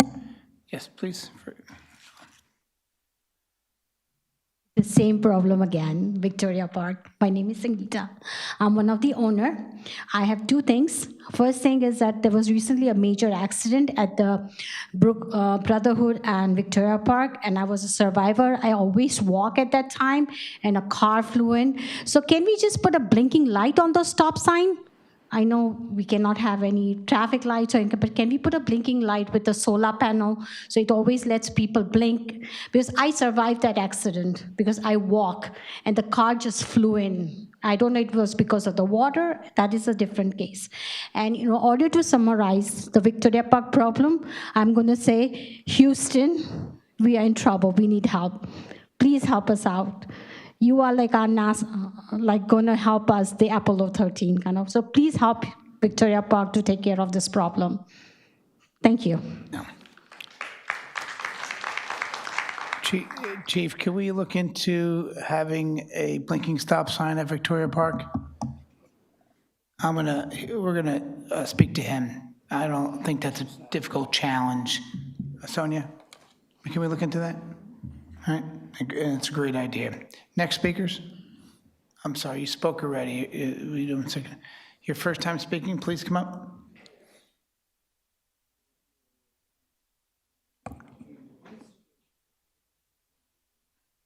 God.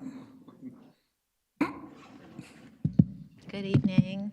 I would just like to quickly concur with some of the community members who spoke so eloquently. Marlena has sat on that dais for the past almost 3 hours and has maintained her poise and her professionalism.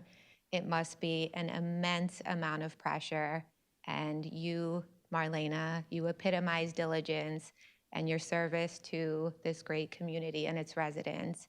And that's what we're all here for, to serve the residents. So that's all I have. Thank you. Thank you for your comment. Okay, next speaker. Okay. Seeing no other speakers, can I have a motion to close the public portion? Motion to close the public portion. Second. Have a second? All in favor, say aye. Aye. The public portion is now closed. For those who may be confused, we gave each person 4 minutes, and there's not a second time at 4 minutes. I apologize if it's your first time. I don't think this is going to end in one meeting. I'm sure there'll be a few, and I'll speak to our council colleagues individually on what we will propose. Do you want any comments from council members before? Yes. And again, if we could, in any degree, stay away from anything we should or should not comment on, but do your best. Yeah, I mean, I'm not worried about litigation. We got a great law firm. Okay, listen. We're into. I only can warn you, but it's fine. We're into millions in litigation. But listen, I've heard what everybody here had to say. And as my Councilman Patil brought up earlier, there's really not much that this body can do. Like what you did here tonight was you practiced your free speech to let us know. But it would be similar to complaining to our firemen that you don't like the people speeding down your street, right? Technically, that's the police department that does that. Here, in this issue, this is the administration. This is the mayor's office. They've taken a stand on an issue. I've heard from many of you that have showed me, paperwork within our ordinances. And I personally see things that are like conflicting. I see past practice and things like that matter to me, but to the administration or the department, they don't, right? So when we say we don't want litigation, when two bodies or two people or two groups in this country disagree, a court is technically the body you go to get a resolution. And that's where I really see your issue, happening here. We do have things that we talked about, like having a water board or making it a utility itself. I don't know what Middlesex Water does, right? Nobody here does. But we all just heard that, the mayor's putting a private road in that's going to have 3 houses. So I only assume that water main from the end of the township street to all those other 3 streets would be his personal water main, right? And the people there, because he would have the same rules that everybody else would follow. But I don't know what Middlesex Water does. They might have been like American Water, and they might put the main in and say that they own it all to the curb valve, right? So Middlesex Water and American Water and Edison Water are different, call them companies, right, or utilities that have different, procedures. Yours looks like it changed when we changed it over. When we asked why did we want to do it, originally we were going to sell it, right? And we were going to sell it, and they were going to pay us money, and then they were going to charge us. And if we would have done that, I don't know, you might be in the same boat you are today. Your rates probably would have been higher. Okay, maybe you would get better service. I don't know that they would have allowed it just to continue to leak for 8 months, because to me that seems like neglect. But at the end of the day, I really think somehow this has to get to a court and be adjudicated with people, because I've seen what you have, and I've seen what our water department has and what our lawyer's shown us. And to me, there's conflicting things there. So that's where I go at the end of the day. This body, though, itself, we can't order the mayor or the utility to do anything. The only thing we could do is not fund them. You know what I mean? And that does no one any good. Now, this council and this body can apply pressure on the administration, right? If you end up convincing 4 council people, but the council people here, I don't think you have 4 that are willing to go down that road at this time.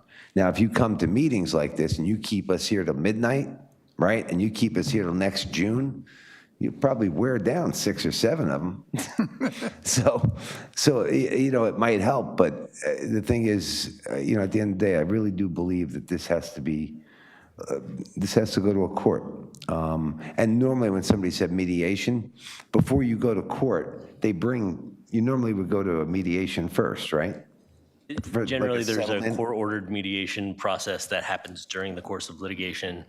You can choose to voluntarily go to an arbitrator or mediation as part of the litigation process. There's a number of ways that it can be mediated. Right, so you guys there's a bill now. I'm sure this bill is going to be litigated, and this is going to bring the whole thing into, but somebody's got to start it, whether it's the township trying to collect the funds, right, or it's the community trying to adhere to the laws that you've read that, you know, makes you believe that it's our responsibility.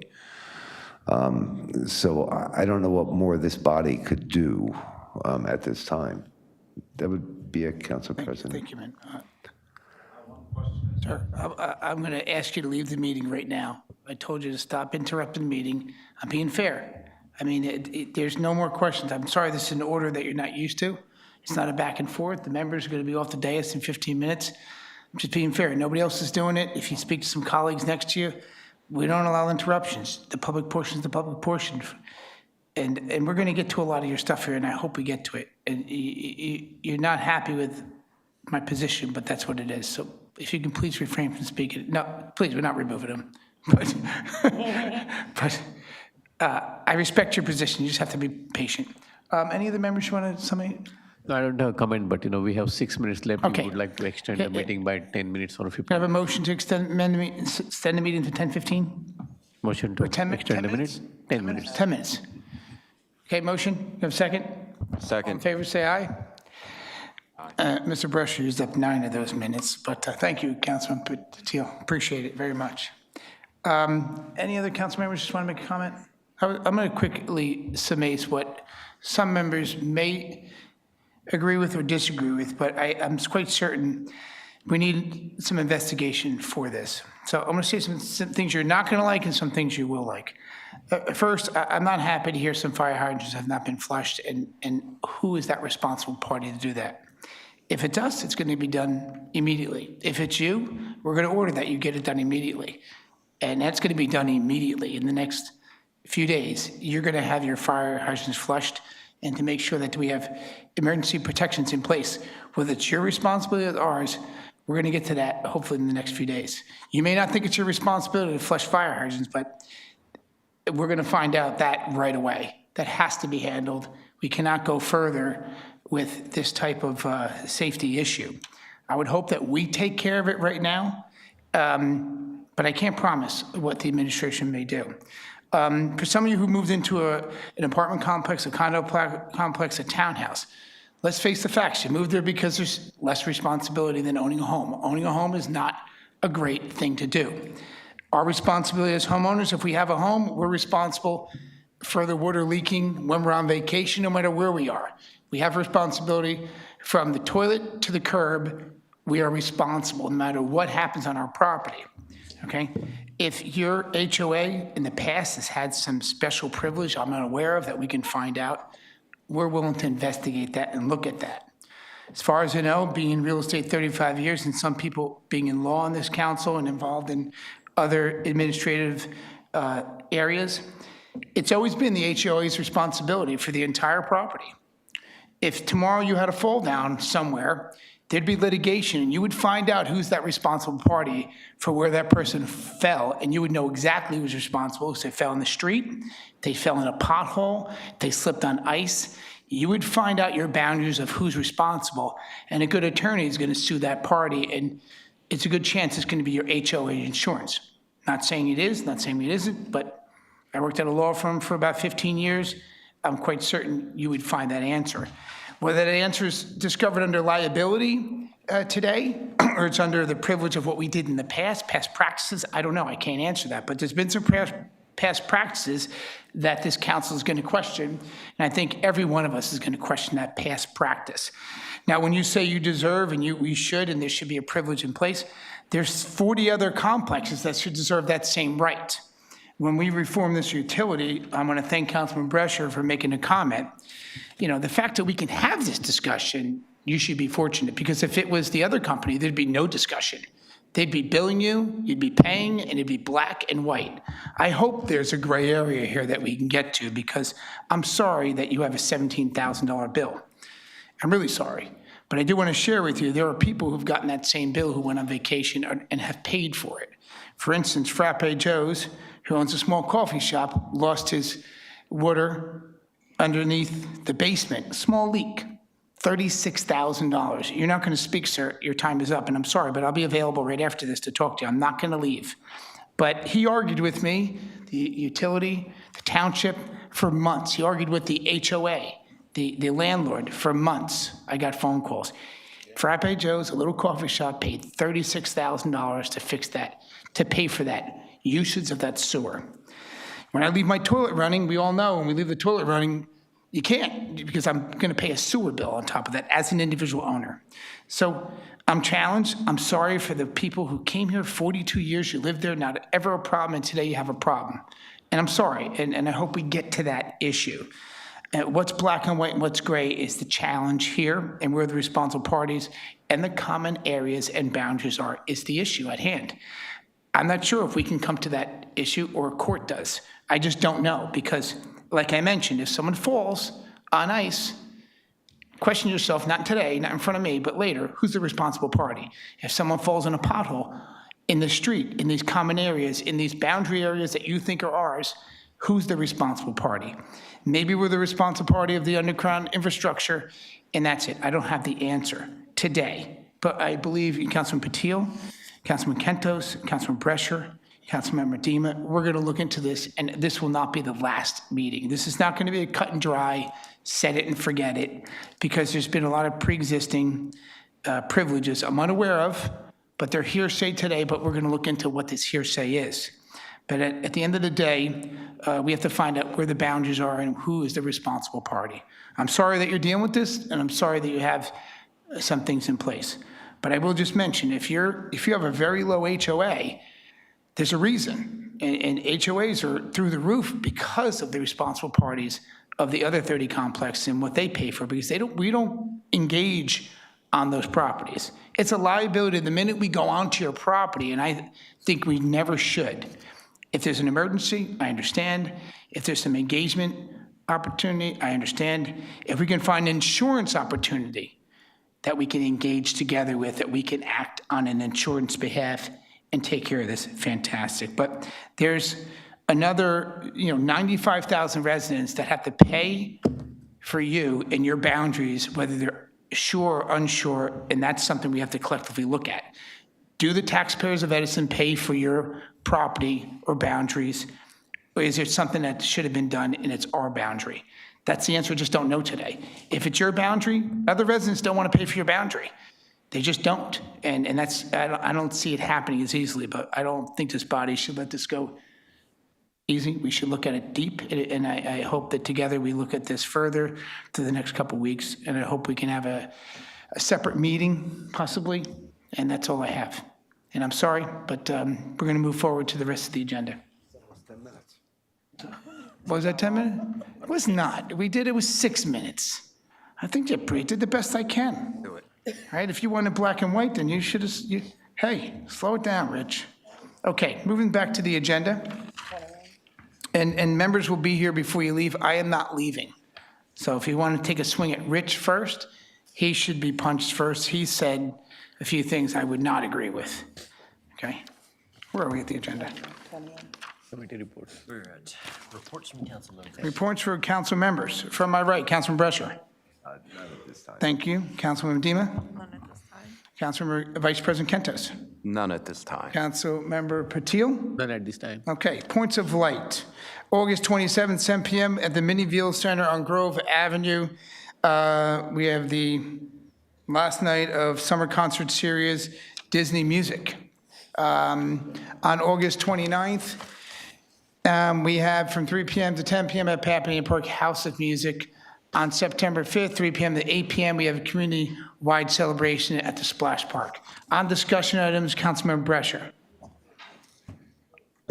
Not at this time. Okay, thank you. Councilmember Dima? None. Councilmember Kentos? None at this time. Councilmember Patil? I have several, but I will move it to the next meeting. Okay, not a problem. And I'm also going to leave mine.